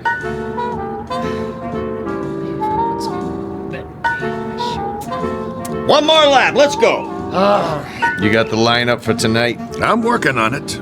Who's the starting pitcher? I don't know yet. You don't know? Have to see how it goes. Whoever's hot gets a shot. Make that lukewarm. Oh, my. Chavez! That's enough with the laps. They look like they're gonna pass out. Check. Take 5, boys. All right. All right, McGarry, I've seen enough. Yeah, you and me both. What's that? I said I'll see you on the sports page. I'll stop by later. You do that. Mr. McGarry? Over there. Hey, Mouth! Your new man's here. You gotta be kidding. Mr. McGarry, is it? Okay, what's the gag? I don't know what you... Come clean, Gramps. Did old man Beasley put you up to it? I'm afraid Well, tell him I don't need a water boy. Thanks for coming by. Leave your name at the office. There must be some misunderstanding. I'm here about the pitching position. Right. Hardy har har. Oh, I'm not a pitcher, though I've thrown a few baseballs in my time. Of course, that was before the war. Yeah? Which one? The Civil War? You don't look old enough for Valley Forge, but come to think of it, was the winter really as cold as they say? I represent Casey. Oh, Casey. Straight from Mudville, I bet. Even got himself an agent. How much do you get? 10% of nothing? Here he is now. Him? What is he? 115 pounds soaking wet? Listen, no offense, but if a wind comes up, those ears will start flapping and he'll take off like Dumbo. Say hello, Casey. Nice one, Miller. Oh, pleased to meet... Hey, watch out. I said watch out, the ball's coming down. Step aside, Casey. Now, boy. I said... Ow! Right on the old bean. That must have hurt. You okay, fella? Oh, Casey's fine. Just fine. How come he's still standing? Must be out on his feet. I'll call an ambulance. Don't go suing us now. I wouldn't think of it. Casey, as I was saying, this is Mr. McGarry. He's the manager. Hello. Pleased to meet you. Do you want to lie down? Come on in the dugout. Shake hands, Casey. That's all right. You remember how to shake hands, don't you? Yes, sir. Right hand, Casey. Your right hand. Put her there, pal. Oh, ow! You can let go, Casey. That's right. Release now. Wow. My hand. What a grip. Sorry, Casey doesn't know his own strength sometimes. Some arm. Never would have guessed it. Well, let's see what he can do. Mind if I try him out? That's what we're here for. Right, Casey? Correct. Okay. See that guy over there with the great big mitt? Yes, we see him. He's what's known as a catcher. His name is Monk. Ah. Go out there and throw him a few. Thank you, Mr. McCary. This I gotta see. Quite. You his father? Casey? Oh, no, he has no father. An orphan, huh? Not exactly. I guess you'd call me his creator. That a fact. It is, actually. Come from around here, does he? You might say so. Uh-huh. How old is he? Well, that's a little difficult to say. What's difficult about it? It's hard to discuss Casey's age in chronological terms. He's only been in existence for a brief time. What I mean is, he has the mind and physique of roughly a 22-year-old, but in terms of how long he's been here, the answer would be 3 weeks. Huh? Approximately. Would you mind going over that again? You see, I'm an inventor. I made Casey. You made? In my workshop. Well, that's swell, pal. There ain't too many homemade left-handers in the league. You don't understand. I'm serious. Sure you are. Anytime you're ready. Yes, sir.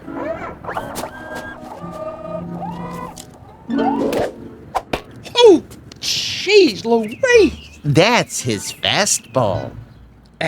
Try a curve now, Casey.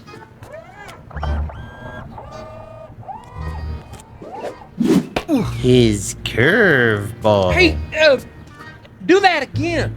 If you like.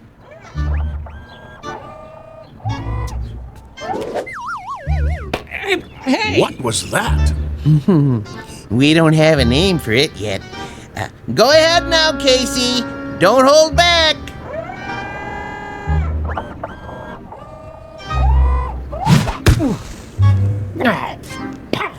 Enough already. Something wrong?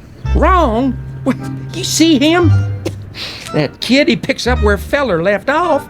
He's got a fastball almost went through my glove. And a curve, and a hook, and a knuckler, or whatever you want to call it. He got control like he uses radar. Oh, it's the best pitcher I ever caught in my life. Thanks, Monk. That's enough for today. I swear, I never seen anything like it. He don't even pitch like a human being. Precisely. Well, he's still rough, Gramps. He's plenty rough, but I might give him a try.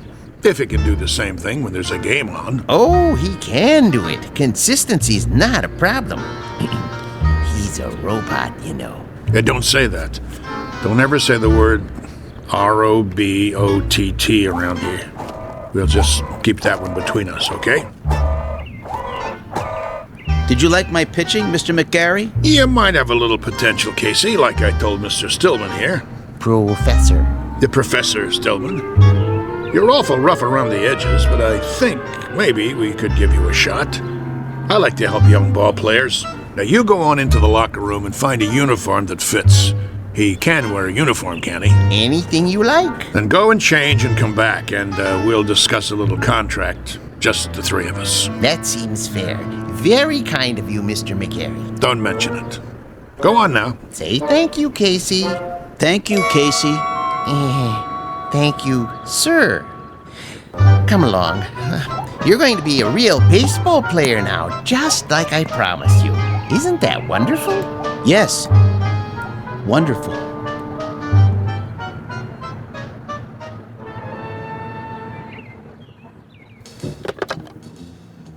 General Manager's office? This is McGarry. Now listen. Draw up a contract. New pitcher, name of Casey. No, I don't know his last name. Leave that part blank. Just do it.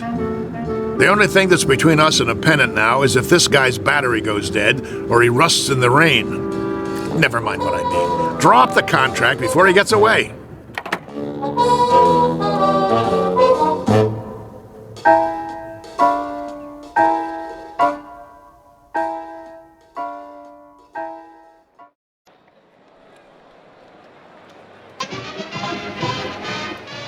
And ready in 3, 2. Good afternoon, sports fans. We're coming to you live for the last in a series of home games for the Hoboken Zephyrs. The Bullets are already on the field, warming up, but there's been a delay. The Zephyrs are still in the locker room. Now, we understand they're getting a last-minute pep talk from their manager, the colorful Mouth McGarry, and knowing him, it's an earful. Peanuts, Red Hots. Well, the Zephyrs are at the bottom of the league this season, which means this is a make-or-break situation. Now, rumor has it there's a new pitcher on the team, but that's unconfirmed. Ah, yes, a beautiful sunny day. Local fans all here, ready to root for the home team. Still, no sign of the boys from Hoboken. Well, this might be a good time for a break before the action starts. But we'll try to get word from the locker room, but till then, let's go to a commercial. And you're on. 60 seconds. How much longer do I have to fill? Beats me. What's with these losers? Well, if I was on that team, I guess I wouldn't want to show my face either. 45 seconds. Beer here, get your ice cold beer. Somebody get me a beer. I'm dying out here. What am I supposed to do? Play tiddlywinks? It's going to be another slaughter anyway. Hey, ask him if he's got anything stronger than beer. You can always read him the stats. There are no stats. If this team was any lower, they'd get stuck in the grass. What am I doing here? Get me another gig. Little League. The weather. I don't care. Just get me out. 20 seconds. The Zephyrs are charging onto the field. No. The Zephyrs look hungry this afternoon. Yeah, sure. Who am I kidding? They're not going to show. The game's canceled. You'll see. 10 seconds to air. Oh, those bums. It's the same old story. Fletcher winds up, he throws, and he drops the ball on his foot. They should send out a bunch of chimpanzees. 5, 4, 3, 2. And welcome back, ladies and gentlemen, to more thrilling baseball action.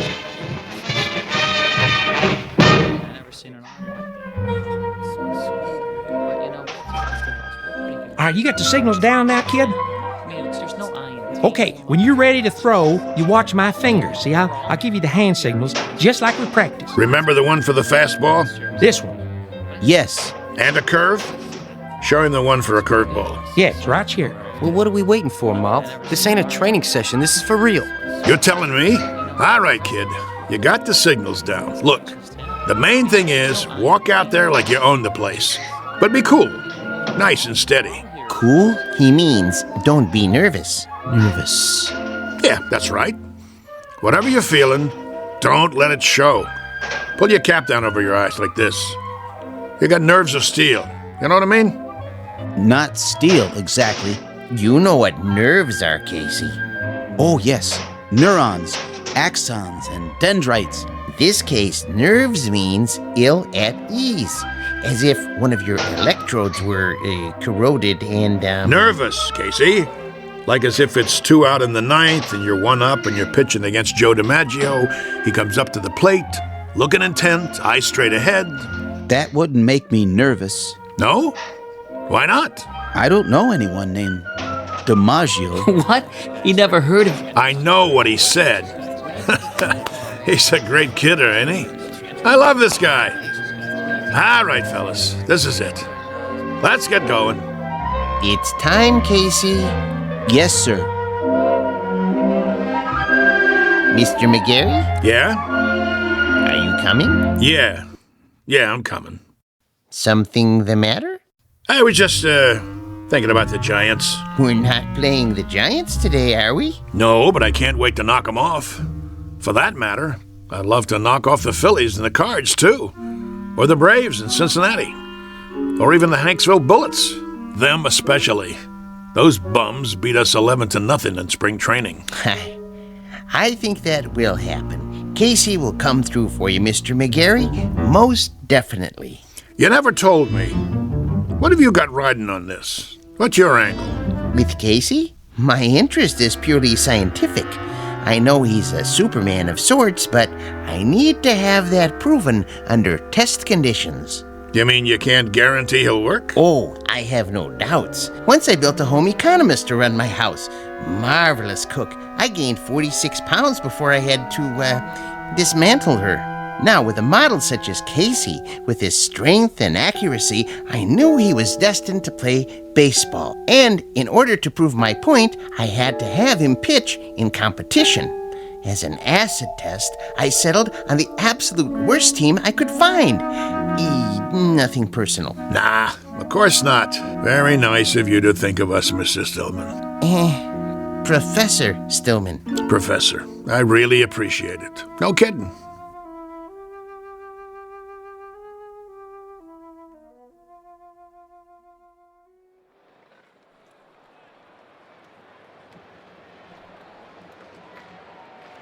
You can feel excitement in the air as the Zephyrs take to the field.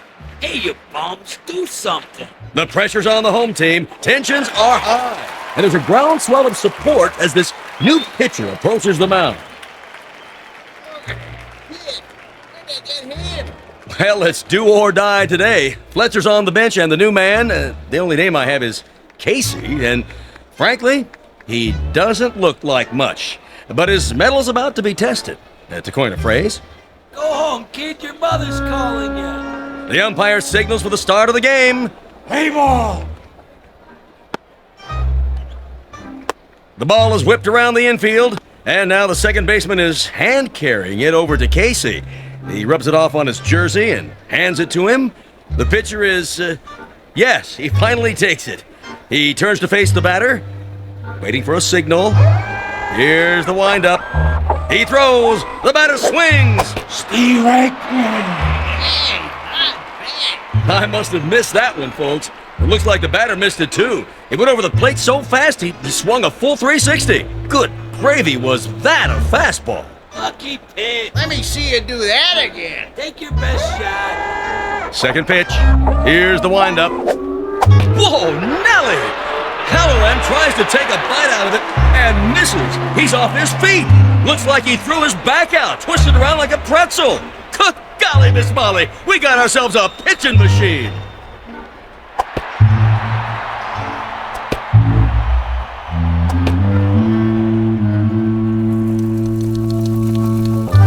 In baseball news, here's a cutie for you. Seems there's a rookie in Hoboken who's pitched 3 straight shutouts. They said it couldn't be done, but with a blistering performance to sew up 9 in a row. In a stunning comeback, the Zephyrs zoom to 4th place in the National League as Casey gets ready for number 14. And that makes 3 more no-hitters for the mighty Casey. The Zephyrs are locked into 1st place. Questions in the news this morning about the mysterious Casey.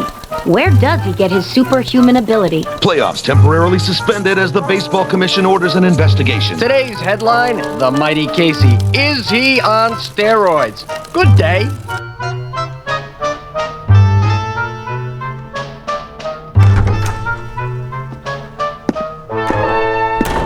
All right, Casey, just relax. What do you mean? He's relaxed. Let's get this over with, Doc. I'm going to sit down in front of you and strike your knee with this little rubber hammer. Why? It's a test, Casey. Nothing to get shook about. You mean shaken? Here we go. Casey, watch where you're kicking. Well, I'd say his reflexes are 100%. That it, Doctor? Not quite, Mr. Beasley. Just let me check his pulse and do a blood test. Oh, no. What's the matter? If Casey doesn't pass his physical, there goes the pennant. There goes the series. There goes my career. But why are you worried? He doesn't take anything illegal, does he? Absolutely not. You may rely on it. Then... there's something I haven't told you, Beasley. What? Now to take your pulse. Hey, Doc, you really need to do that? Oh, a mere formality. He seems to be in A1 shape. Absolute perfection, if I do say so. Quiet for a moment, gentlemen, while I listen through the stethoscope. Oh, boy. Here it comes. Breathe, please. Once more. What's wrong? Nothing. Not a thing. Everything sounds fine. It's just that... Out with it. What? This man doesn't have a pulse. No heartbeat either. Try again. I already have. This man, This man isn't alive. He can't be. That's pretty funny, Doc. Okay, go ahead and draw your blood sample. We gotta get Casey cleared for the rest of the season. I'm afraid that won't be possible. Why don't you wait out in the hall, Stillman? You're starting to get on my nerves. Nerves make up the neurological system in the human body. When a small electrical charge passes from one to another... Enough already. Mr. McGarry, it'll have to come out now. There's no way to avoid it, Doctor. What's this all about, Mouth? Beasley, you ain't gonna like this, but see, I didn't have a choice. It was Casey or nothing.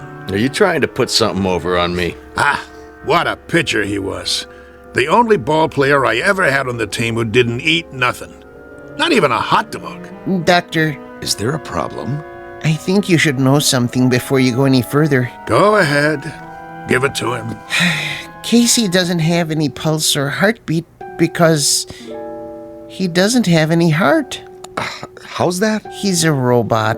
A what? You heard the man. A robot, or if you prefer, an android made from lifelike materials to resemble a human being. Are you sure?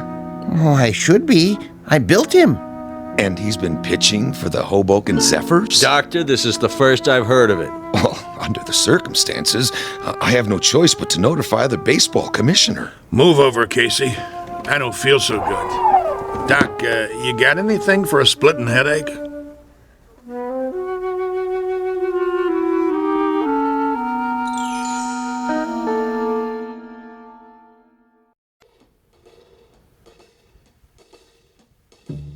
McGarry, you gave me your word. Yeah, that the team would win. I didn't say nothing about... Yes, you did. You brought me Casey and I said I never seen anything like him. Did I lie? Not as such, but you can't run roughshod over the rules. I'm holding you in breach of contract. Me? What did I do? I got you a winner. Know how many tickets we sold? You never had such a season. All right. Knock it off, you two. I'm the commissioner, and I say he's suspended. That's final. On what grounds? He didn't take no illegal substances. He doesn't have to. Everything about him is illegal, from the top of his head to the cleats on his shoes. He's a machine. So? Article 6, Section 2 of the Baseball Code, I quote, "A team should consist of 9 men." End quote. Men, understand? Not robots, or vacuum cleaners, or mix masters. Commissioner, perhaps there's another way of looking at this. For all intents and purposes, he is human. Casey, would you mind saying a few words? Tell us about yourself. Where should I begin? At the beginning, of course. Yeah, where was he born? All men are born, not to assemble in a machine shop. Go ahead, Casey. What state? I was born in a state of ignorance. There you go. My point exactly. Well, he can talk, can't he? He talks as good as me. That means he's got to be alive. I wouldn't count on it. But he is not human. Easy for you to say. How human do you want him? He's got arms, legs, a face. And ears. But no heart. He doesn't even own one. How can he be human without a heart? Beasley don't have a heart either. He owns 40% of the ball club. That's it, gentlemen. He doesn't have a heart. Ergo, he isn't human. And that's a violation of the baseball code. Therefore, he doesn't play. Mr. Commissioner, suppose this, just for the sake of argument. Supposing I gave him a heart. You gave him? Where will you get one? At the local parts store? Hear me out. If that essential is the only thing that renders him different from the norm, I could try an operation. I think I could do it. In fact, I'm sure I could. Supply him with a self-contained mechanical heart, that is. Now you're talking, Prof. How about that, huh? What do you say? Well, it would be very irregular. If he were to be given a heart, would medical science classify him as... what I mean is, could he then be called He had the doc fooled even without one. All right. With a heart, I'll give him a temporary okay until the league meeting in October. Then we'll have to take it up in session. The other teams will scream bloody murder. I can see DeRocher now. Then it's all settled. Casey gets a heart and accreditation as human, and the Zephyrs Take it, Mouthy. With pleasure. Hoboken wins the pennant for the first time in 23 years.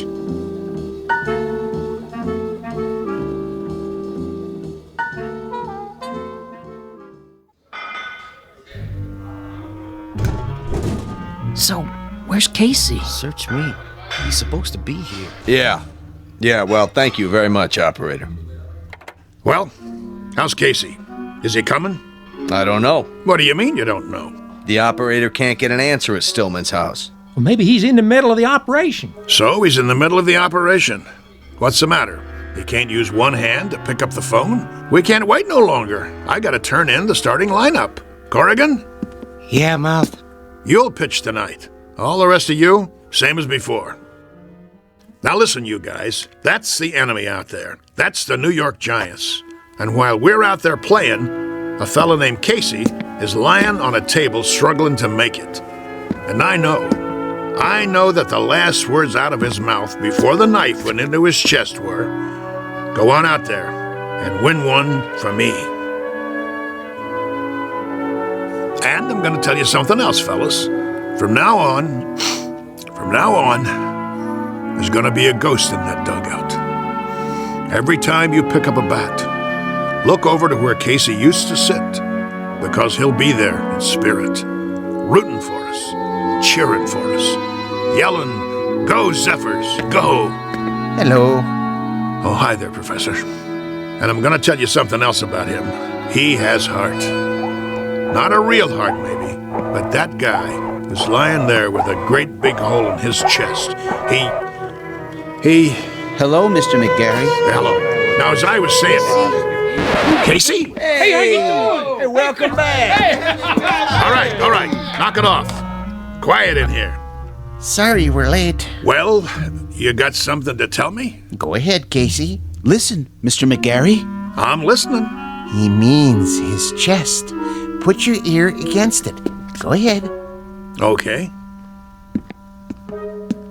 Hear it, sir? I hear it. Casey, you got heart. And look at that smile on his face. That's the one thing I could never get him to do. Smile. How do you feel, boy? I feel... Well, frankly, I feel wonderful. Just wonderful. I feel togetherness with everybody. Then, let's go team! Yeah. Casey starts tonight. The new Casey. Now let's get out there and show him what we're made of.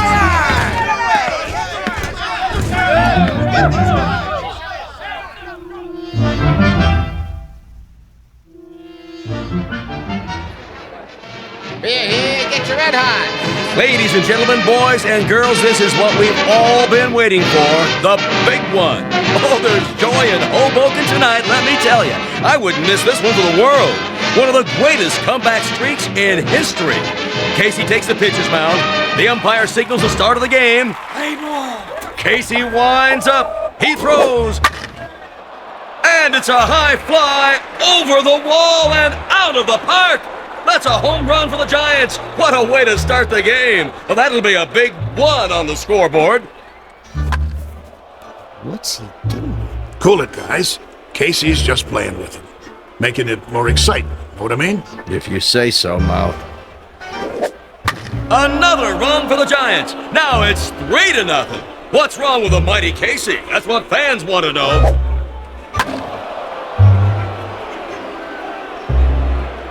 And it's all over. A shutout for the Giants. Looks like Casey's streak is history.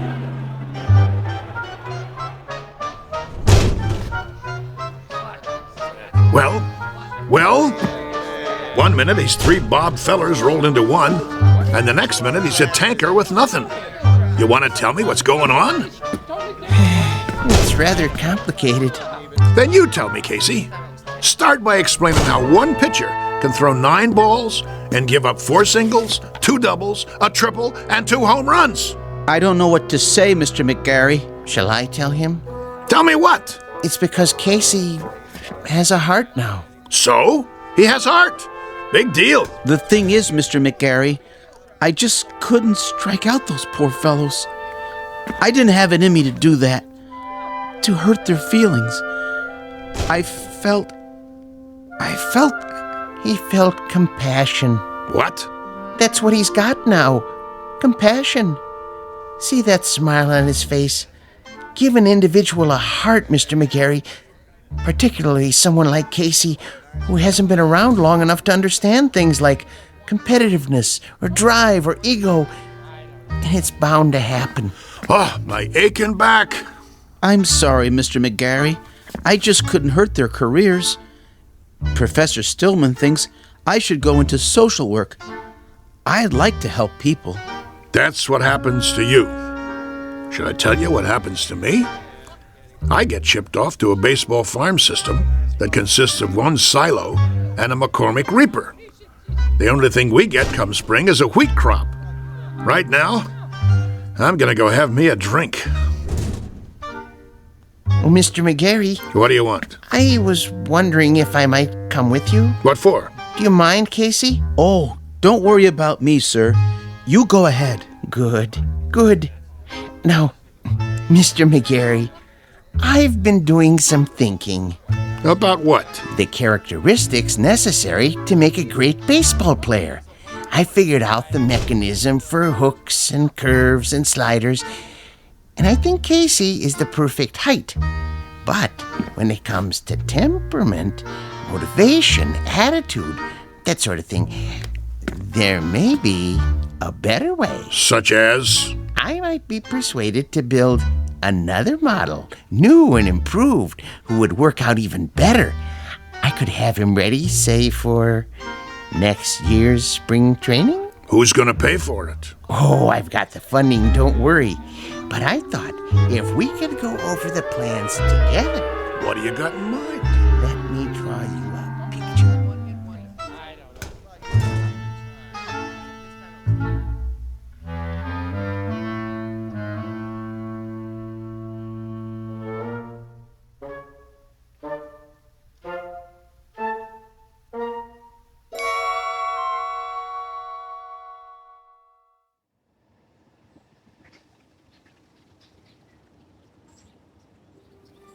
Jeez, that's a heck of a story. Yep.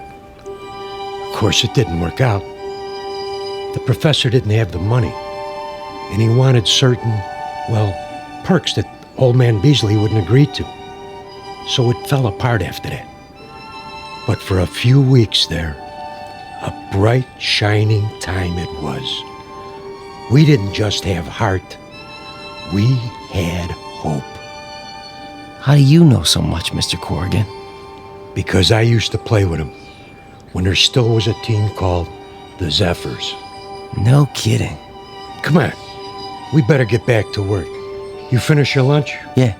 Then let's go. They're gonna flatten this place to the ground tomorrow. We gotta get it marked off. I guess so.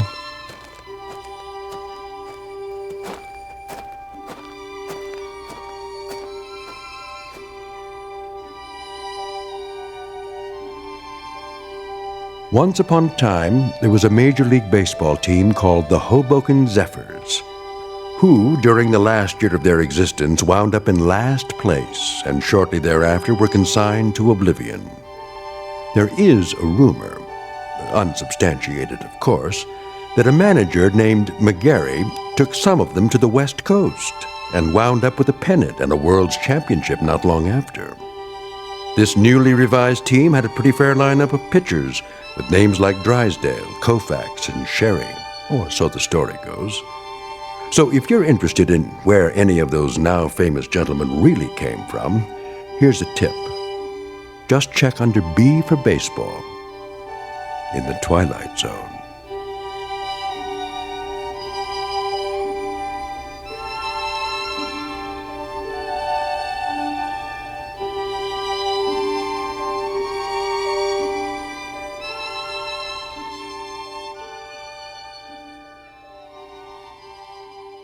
We'll return to the Twilight Zone in just a moment. You are about to enter another dimension. A dimension not only of sight and sound, but of mind. A journey into a wondrous land of imagination. Next stop, the Twilight Zone. Hi, this is Stacy Keach. I'd like to take a moment to tell you about our Twilight Zone website at twilightzoneradio.com. At twilightzoneradio.com, You'll find the latest information on these Twilight Zone radio dramas, including behind-the-scenes photographs, plus the newest product releases, trivia contests, ways to contact us, other Twilight Zone-related info and merchandise, plus links to other fascinating websites. So make your next stop twilightzoneradio.com. Visit twilightzoneradio.com to purchase these Twilight Zone radio dramas on cassette and CD, or call toll-free 1-866-989-ZONE. That's 1-866-989-9663.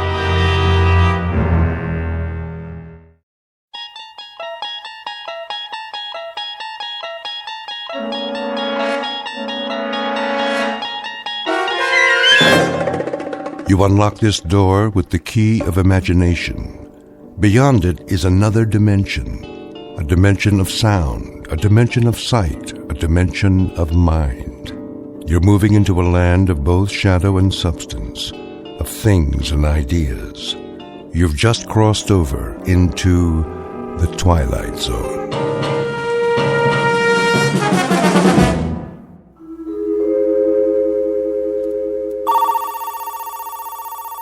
The Gerald Hugo Agency.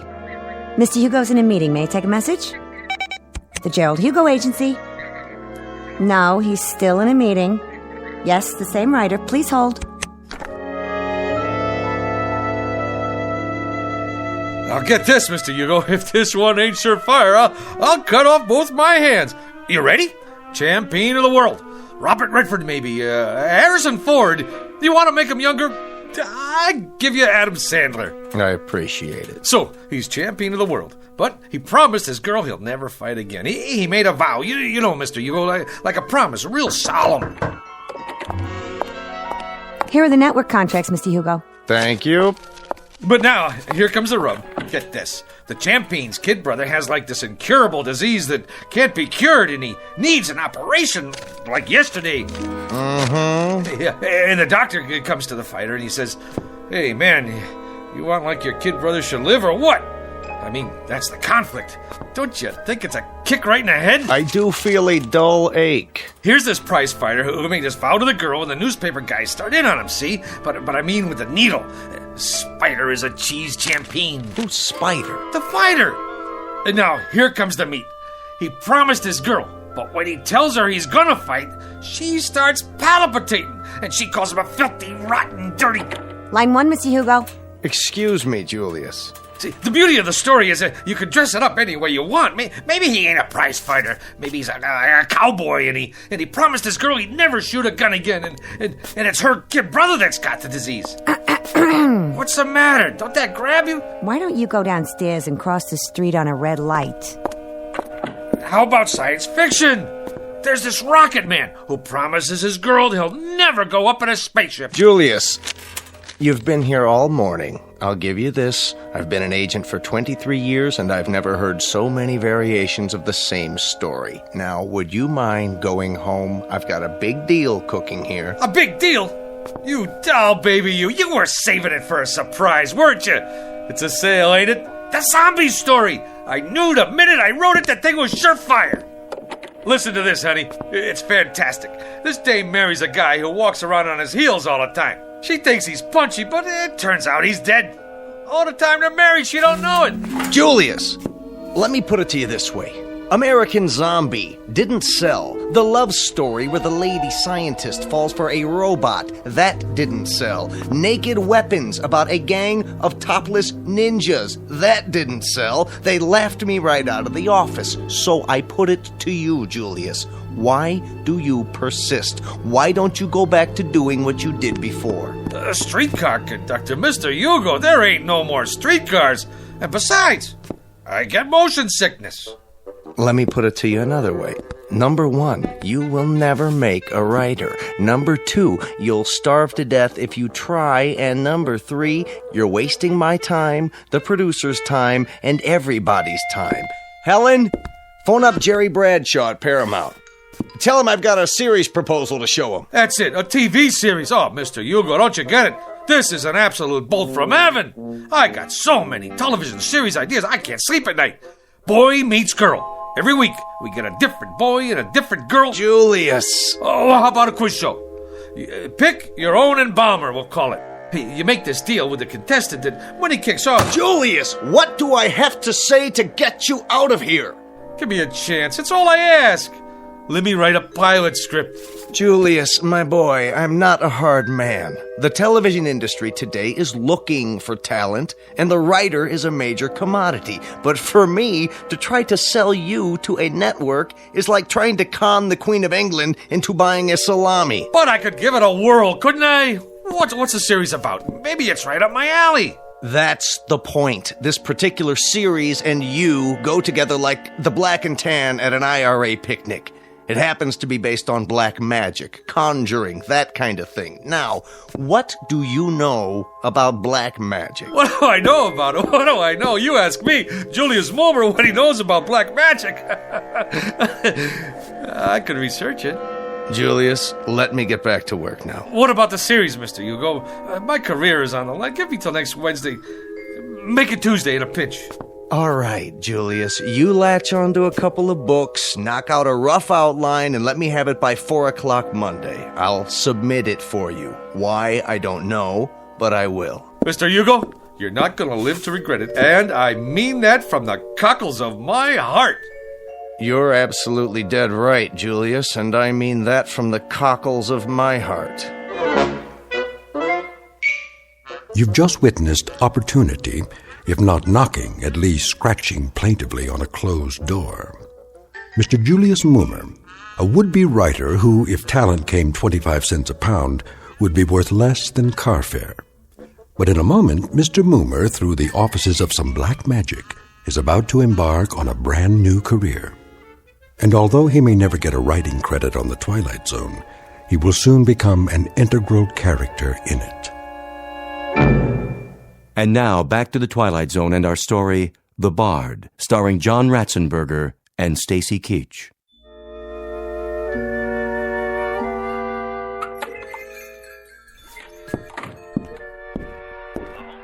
Hello? Anybody here? Yes. Hey, what are you listening to?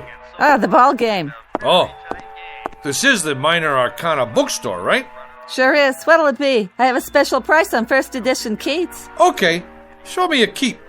That's a man's name, not a thing. And not a very uncommon name at that. There was a third baseman came up from Newark, played for the Yankees one year. They used to call him Beanball Keats. Yeah? Held the American record for getting beaned the most times. One time they were playing the Browns. That was when St. Louis had the Browns, and he got beaned 3 times the first 5 innings. Old Beanball Keats. You learn something new every day. Ever hear of a pitcher named String Bean Slattery? Well, Now there was a beanball artist. He could hit a batter when he was still in the dugout. As a matter of fact, he did one day. Hit a third base coach, played for the A's. Fellow named Lefty Mahoney. Old Lefty was just taking a drink when String Bean wound up and tossed one at him, right on the noggin. It seems there was a feud going on between them when they played for Binghamton in the old NYP League. Mahoney used to wipe the spit off String Bean's pitches. Mahoney was catching at the time. String Bean's father used to be an outfielder for Syracuse in the International League. I don't need no book about baseball. You don't? Oh, how sad. It's a wonderful sport, you know. Where were we? I come in about... Well, what I had in mind was... Yeah? What do you got on black magic? You have an interest in the black arts? You bet I do. See, I'm Julius Mulmer from television. Oh, I'm Sadie Polodny from Newark. I'm afraid I don't have very much on black magic. I have a great deal of information on the Black Sox, however. You probably know they threw the series that year. Terrible thing. Very discrediting to the game. And they could have taken the series 4 in a row, too. That's where that expression, say it ain't so, Joe, comes from. Now, what is it you wanted? Books. Black magic. I'm afraid that one eludes me, but I'll tell you something. If I could exercise a little magic, I'd see what I could do about getting the New York Giants back. Hey, look out! Don't worry, that shelf will stand anything. I'll get it for you. Now, isn't that strange? It's one single book. That's the only thing that fell off that shelf. And it fell right in front of me. Which one is it? The Book of the Black Arts. What do you know about that? Lady, can you do that trick again? Well, this book and I have never been formally introduced. We are total strangers. Here, you want black magic? You got it. Maybe it's some kind of sign. Well, if it is, it's your problem now. It's been a real pleasure meeting you, having this chat. Mutual. You didn't happen to play third base for the Elmira Pioneers one year, did you? How much I owe you for the book? Nothing. Accept it as a gift. You're a wonderful ball player and a credit to the sport. It's been great. Now, bye.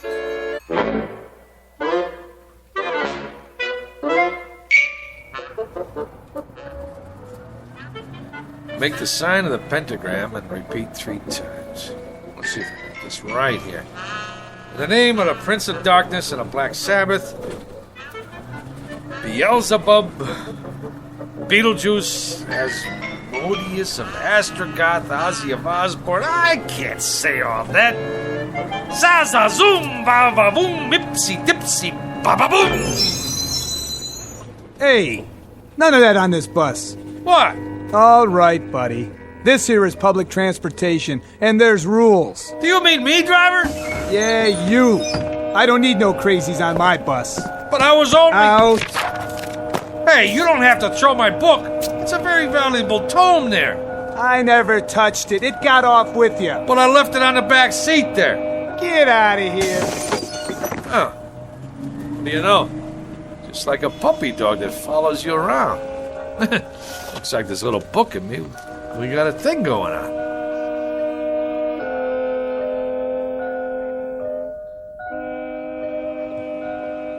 Seven times 7 be thy number, but 666 be thy fate.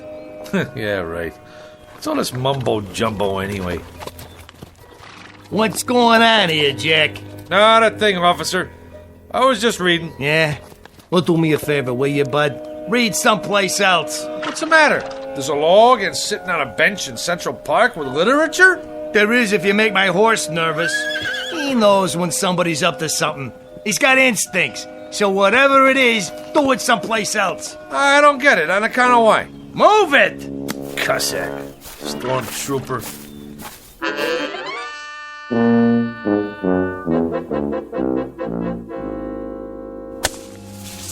There. All right. Now I gotta draw a symbol in this here sand. Hey, Julius. What's the bit? What are you doing? Whatever it is, I wasn't doing it right. Magic schmagic. There's more here than meets the eyeballs. I've done everything it said, and nothing. Ye Book of the Black Art, being a step-by-step education in conjuring. So tell me, Faust, to what end? You don't dig? Cora, I'm standing on the threshold. I mean hovering. The only thing that stands between me and the secrets of the universe is 4 pages of Latin. Listen to this. The Black Art, consisting of necromancy, turgy, demonology, devilment, hoodoo, voodoo, conjuration, enchantment, spiritualism, manifestation, materialization, astral body and ectoplasm, mesmerizing, magnetizing, and fascinating. Like you name it, I got it. My mother isn't gonna like that sand all over the floor. Yeah, you tell your mother she should pay me for the privilege of having me in this building. Yeah, you may also tell her that out of 10,000 writers in this town, they pick the absolute cream of the crop. And who's that? Who do they choose to write a big-time television series of black magic? Modesty prohibits. Not Julius Moomer. In the flesh. Big deal. Go ahead and scoff. But one of these days, you're gonna scoff on the other side of your mouth, Tootsie. There's gonna be a big, long limousine parked down below with 2 Lazarian coachmen. Liveried. Huh? Yeah, that's what I mean. In uniform. And they're gonna rap on your door and invite you and your old lady downstairs for a night on the town with their boss. And who will you find in the back seat smoking a Cuban cigar? Modesty prohibits. Just as a point of interest, Julius, what are you doing? I'm conjuring, baby. Conjuring. Conjuring who? Who knows? I just read from this here book and I got all the ingredients. Well, most of them anyhow. 3 tufts of feathers from a falcon. Yeah, I got them from a pigeon. Sand from Egypt. Yeah, I got some of my sneakers from Jones Beach. 3 legs of a spider. I found me an ant. Well, anyway, what with a few improvisations, I got a spell working here. At least I think I do. When my mother finds out what you're doing to the floor, you better conjure up the Marines. You're gonna need them. Anybody ever tell you you're a dirty, rotten teenager? Why don't you go and take a cold shower? Go ahead, get out or I'll turn you into a frog. Man, I don't know what's supposed to happen, but it better happen soon. Za-za-zoom. Alikazam, va-va-voom. Nothing. Shazam, ipsy-dipsy, kagazum. I need some help. By Monday, eh? Who do they think I am? Shakespeare? You called? Where did you come from? You summoned me, good sir. I did? Who are you? The face is sort of familiar, but hey, don't take this personal, pal. A guy should knock when he comes into a room, especially wearing tights and a collar like that. Hey, maybe down in the village, but not around here. Some folks take one look at you and have a coronary. Now me, I can handle this stuff. I'm hip, you know? Splendid. I'm pleased to hear it. Who'd you say you are? William Shakespeare of Stratford-upon-Avon in the flesh. William Shakespeare.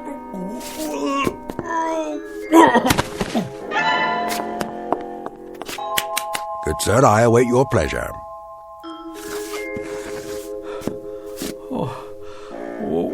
What do you want from me already? Prithee, good sir, ask not what I want of thee, but rather what dost thou ask of the Bard of Avon? Would you try that one more time? It seems I must speak in the parlance of the time. Your time. I simply said, good sir, it was you who conjured me up, and I'm at your service. What would you ask of me? On the level, Pops. You mean to say you're the Shakespeare?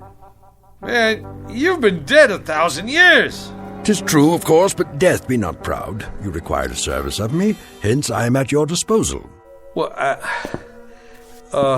He speaks, yet he says nothing. Romeo and Juliet, Act 2, Scene 2. Quaint surroundings, decidedly so, if squalid. And this, an ancient printing device, perhaps?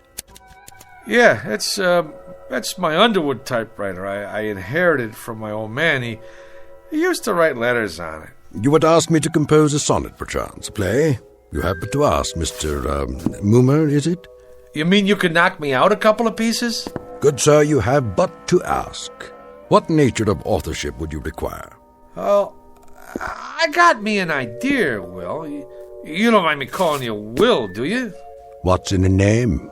That which we call a rose by any other name would smell as sweet.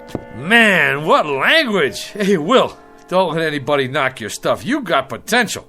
But here's what we'll do. You and me'll collaborate. You knock out the rough draft, and I'll do the polish. Yeah. We'll start out slow, see? Just to get the feel. Something with star power, you know, like, for Julia Roberts. Julia? Never heard of her? Where you been, pal? Never mind. Don't tell me. A comely woman, I take it. One fairer than my love. The all-seeing sun ne'er saw her match since first the world begun. Solid! I love it! Now you start writing. Anything. Maybe a twist on the old Romeo and Juliet thing. You know, like West Side Story. Oh, swear not by the moon, that crazy, crazy moon. Yeah, take it, booby. Right. If you don't object, I prefer my own writing instrument. A feather, huh? A quill pen, actually. Will, baby, I don't care if you write with your feet. Go, man, go. Create. I'll just make us some coffee. Gilbert and Sullivan, Rimsky and Korsakov, Lennon and McCartney, Moomer and Shakespeare. I like it.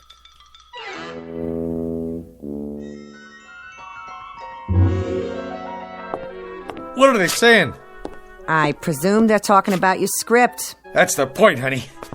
What else is there to talk about? The stuff is poetry. I don't mean if you can keep your head when all about you kind of guff.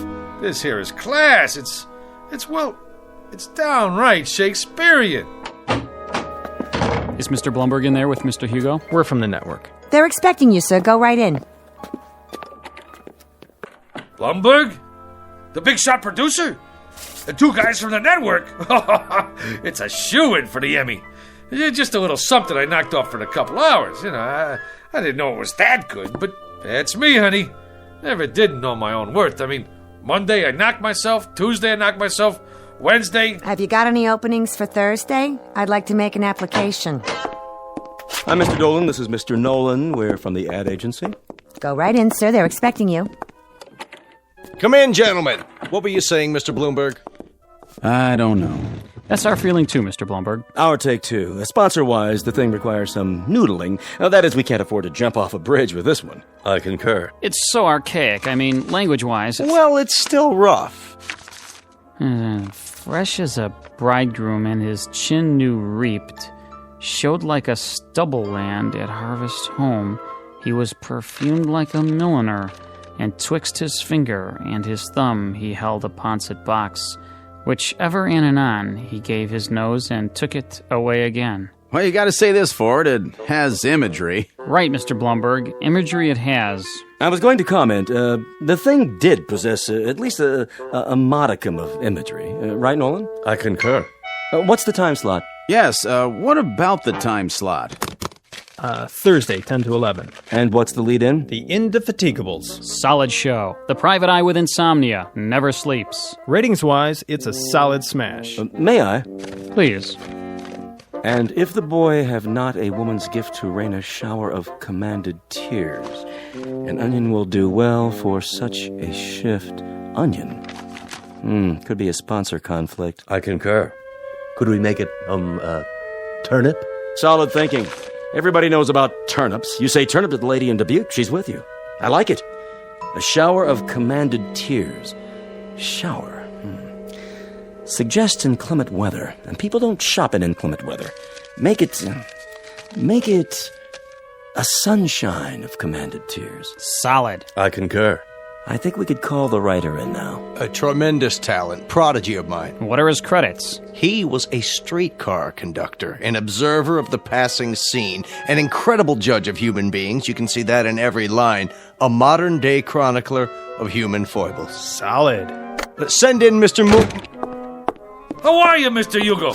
Gentlemen, well, what do you think? Like literature, huh? It shows some promise. Mr. Dolan here represents the sponsor of the Shannon Classic Playhouse. The Shannon Food Corporation. You no doubt have eaten their products. Oh, endlessly. This boy is a Shannon booster from way back. Oh, man, that's the truth. That Shannon's onion soup, this I dig. We don't make onion soup. That's French in origin. We're an American firm.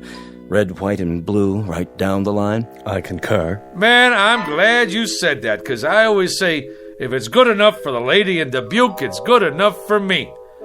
Now, let's get down to some business here. The Tragic Cycle, written by Julius Mulmer. Act 1, Scene 1. The camera fades in on a shot of the garden. You know, like with turnips.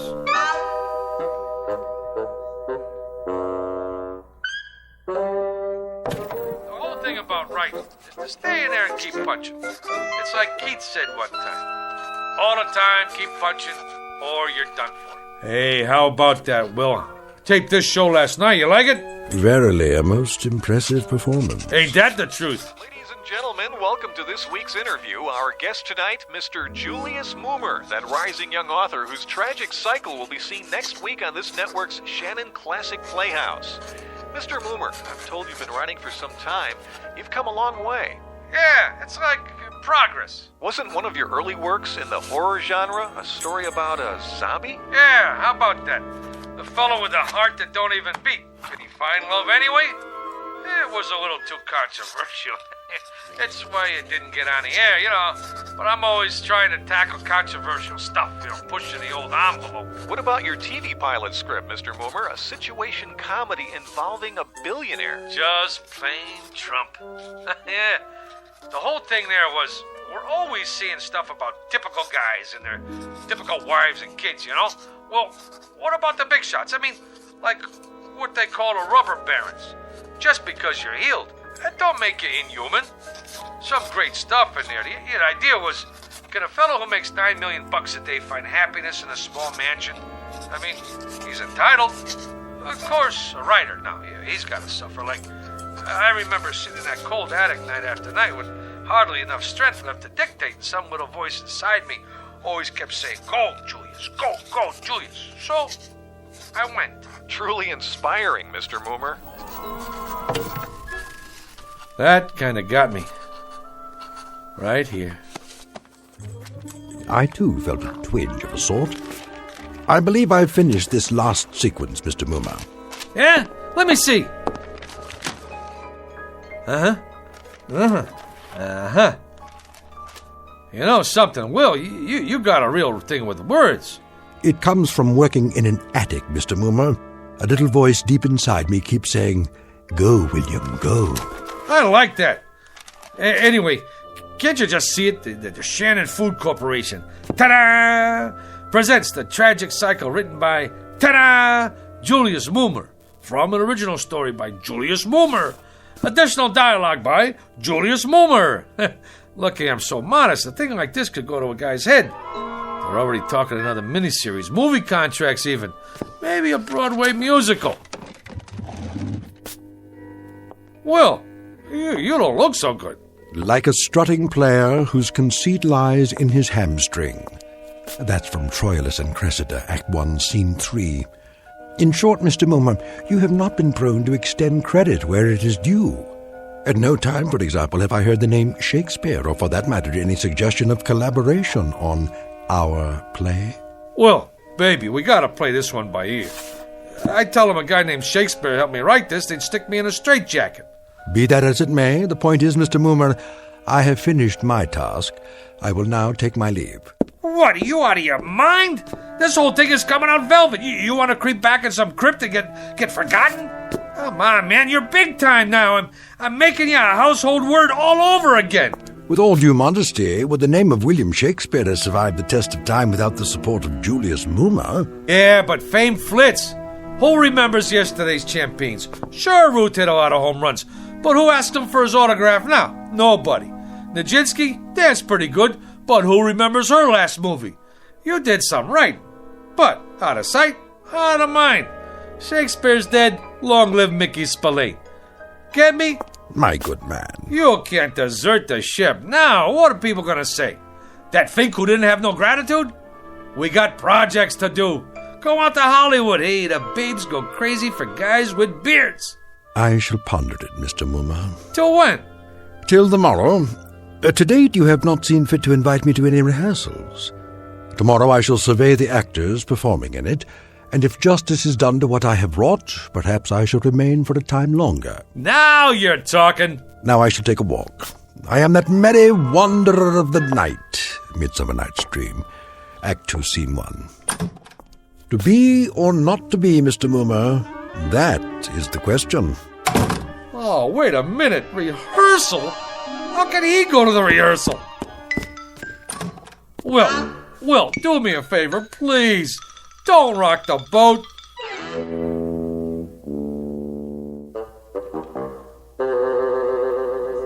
Comfortable, Mr. Shannon? Well, these seats are kind of hard on the old derriere. Mr. Shannon, before we begin the rehearsal, I'd like to say we're fortunate, sir, to have secured the services of the hottest young actor in the business, Rocky Rhodes. Rhodes, schmodes, I sell soup. Which one is he? Oh, the attractive one in the T-shirt and the motorcycle boots. All right, people, we'll pick it up with Scene 2, Act 2. Now, Felicia, remember that at this moment, life and death await you in the hallway, and when Rocky comes through that door... I got a question. Yes, Rocky? I mean, like, what's the tertiary motivation? Like, when I open the door, like, why? Why, Rocky? Exactly. Like, any slob can walk in the door, but he could do it any time. But I ask myself, would I walk through that door? How come? I gotta find my motivation, so the question is, where is my motivation? Well, I'd say you walk through the door to get inside. That work for you? Yeah. Wow. Great. Let's run through this and see how it plays. Shall we do that? All right, people. Come on, folks. From the top. I don't care what you say. If Jeremy comes here tonight, I have to go away with him. Oh, come, Olivia. Cast off those benighted colors of Benetton and gaze as a friend on the people of Greenwich Village. The village people? Here? She's got a point. Let not forever with your veiled eyes seek your noble boyfriend in the dust motes. I know it is common, but all that live must die. That's easy for you to say, sister. But outside this room, this tenement is a harbinger of the worst kind of fates. Is it Jeremy? Or his killer? Am I to be a correspondent of love or a recipient of hate? This is the real question, the biggie. Who awaits me out there, I ask you? Come on, cop out! I'm looking for Mr. Muma. Shh! Quiet on the set! May we continue, people? Once more, get ready for your cue, Rocky. I don't Sit care down, what Will. you say. How does it look to you, Mr. Jeremy Shannon? comes here Only great? What about the commercial? Where does that come in? Right after the opening teaser. Are they gonna put a spotlight on the soup? Well, that comes in the first commercial. I know when that comes in, but I want to make sure you see the label. When the soup is Shannon's, I want 40 million people should know it's Shannon's. I concur. It's imperative that we see the label. Cut! Take 5. Who is that? What's he dressed up for? Oh, that's my typist. On your staff, is he, Momer? Well, actually, he's a relative on my mother's side. He's eccentric. Eccentric? You know, he has delusions. 1 week they come, 1 week they go. What about this week? Yeah, this week he thinks he's Shakespeare. Hey, come on over here, Mr. S. Meet the boys. I've been telling them all about you. Would that we had this much space at the Globe. Yeah, they're just going over the second act. Ah, the balcony scene, a most delightful love sequence. On the balcony yet? Yeah, I was going to mention it to you, Will. Mr. Shannon asked us to make a little change in the love story part. You know, the business on a balcony. A thing of beauty. Oh, spirit of love, how quick and fresh art thou. Who owns balconies these days? Tremendously valid point, Mr. Shannon. No question about it. Right on down the line. You mean no balcony? You see, this here is television. It's like you gotta grab them quick. Instead of the boy climbing up to the shrubbery to meet the girl, it's a subway station. You jest. That's the bit. She sprains her ankle, and this here boy kind of like the doc on ER. He operates on her ankle right there between the Brighton Express and the Bronx Local. You see, doctor stories are big this season. All right, cast. I want to run through the next scene.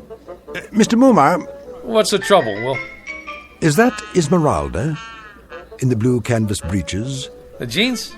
Yeah, that's the chick. But if what you told me is true, what is the reason for her suicide?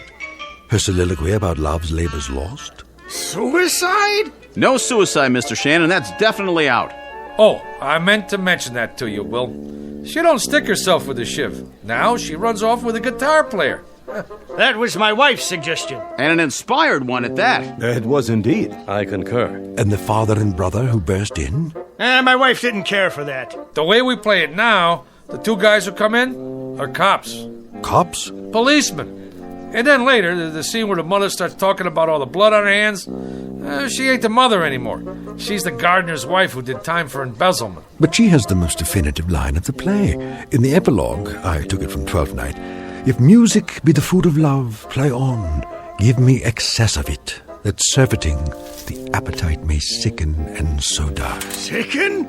The Shannon Food Company is paying this kind of money to make people sick? Will, get with it. You're taking the butter right off the toast, baby. Here we go, people. Let's hear the narration just for the timing. On October 13th, the gardener's wife returned to the scene of the crime. The police had already arrived, and once again, the Federal Bureau of Investigation... Enough of this idiocy. There is no soliloquy here. What is going on? Blow, blow, thou winter wind. Thou art not so unkind as man's ingratitude. As you like it, Act 2, Scene 7. Will, what are you doing? You're lousing up the whole deal. What am I going to tell them? Tell them that foolery, sir, does walk about the orb like the sun. It shines everywhere.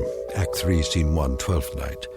And you, foolish mortal, who could have covered himself with a cloak of immortality, who has succumbed to the rankest compound of villainous smell that ever offended nostril. To you, Julius Moomer, lots of luck. Hey, Julius, for a week now you look like somebody told you to go out and scrub a lizard. He finked out. The guy finked out. You want some advice? Knock off on The Conjuring. Get yourself a nice, clean, safe job on a streetcar. Whether it is nobler in the mind to suffer the slings and arrows of outrageous fortune, or to take arms against a sea of troubles. Did that boy have talent or what? Man, oh man, I was on my way. They was already talking about my next assignment, a mini-series on American history. What do you know about American history? Eeny, meeny, chili beanie, the spirits are about to appear. Ma, he's doing it again. I'm sorry, Mr. Bloomberg, but writers are temperamental. No, he didn't care about the reviews. As I recall, he said something about foolery walking around the orb like the sun. Who knows what it means? The American history thing? Frankly, Mr. Bloomberg, I haven't been able to reach him. Mr. Hugo, he's outside. Who is? Julius, he's got some people with him. Mr. Bloomberg, he's here. The boy has come back into the fold. I knew we could count on Moomer. I'll get right back to you. Hey, Mr. Hugo. Julius, my boy, where have you been? A whole week. The networks are screaming for you. The agencies are screaming. My clients are screaming. They want that new miniseries. I'm right in the middle of it. Me and my staff been working night and day. Not that person in the knee breeches. Don't worry about him. He's out. This one's about American history, right? Right. You want authentic, right? Authentic above all. Then I'd like you to meet my staff. Send them in, will you? General Robert E. Lee, General Ulysses S. Grant, George Washington, Abe Lincoln, and the little lady here is Pocahontas, in the flesh.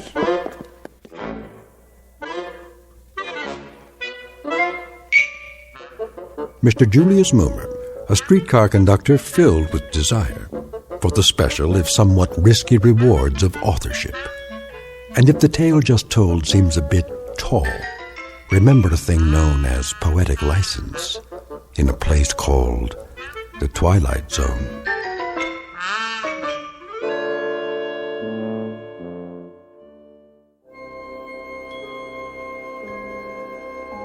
Hi, this is Carl Amari, producer of the Twilight Zone radio dramas. I'd like to take a moment to tell you about our official website at twilightzoneradio.com, where you'll get the latest news and information on these Twilight Zone radio dramas. Plus, at twilightzoneradio.com, you can digitally download 3 free episodes or any of our episodes for only $1.95 each. In this age of ever-changing technology, we've decided to make these episodes instantly available to you by making the Twilight Zone radio dramas a digital download-only series. This means that this series will no longer be offered on CD. The CD collections at our website are now being offered while supplies last at buy one, get one free. So be sure to get your favorites before they're sold out. Be sure to visit us often, and I'll see you in the zone.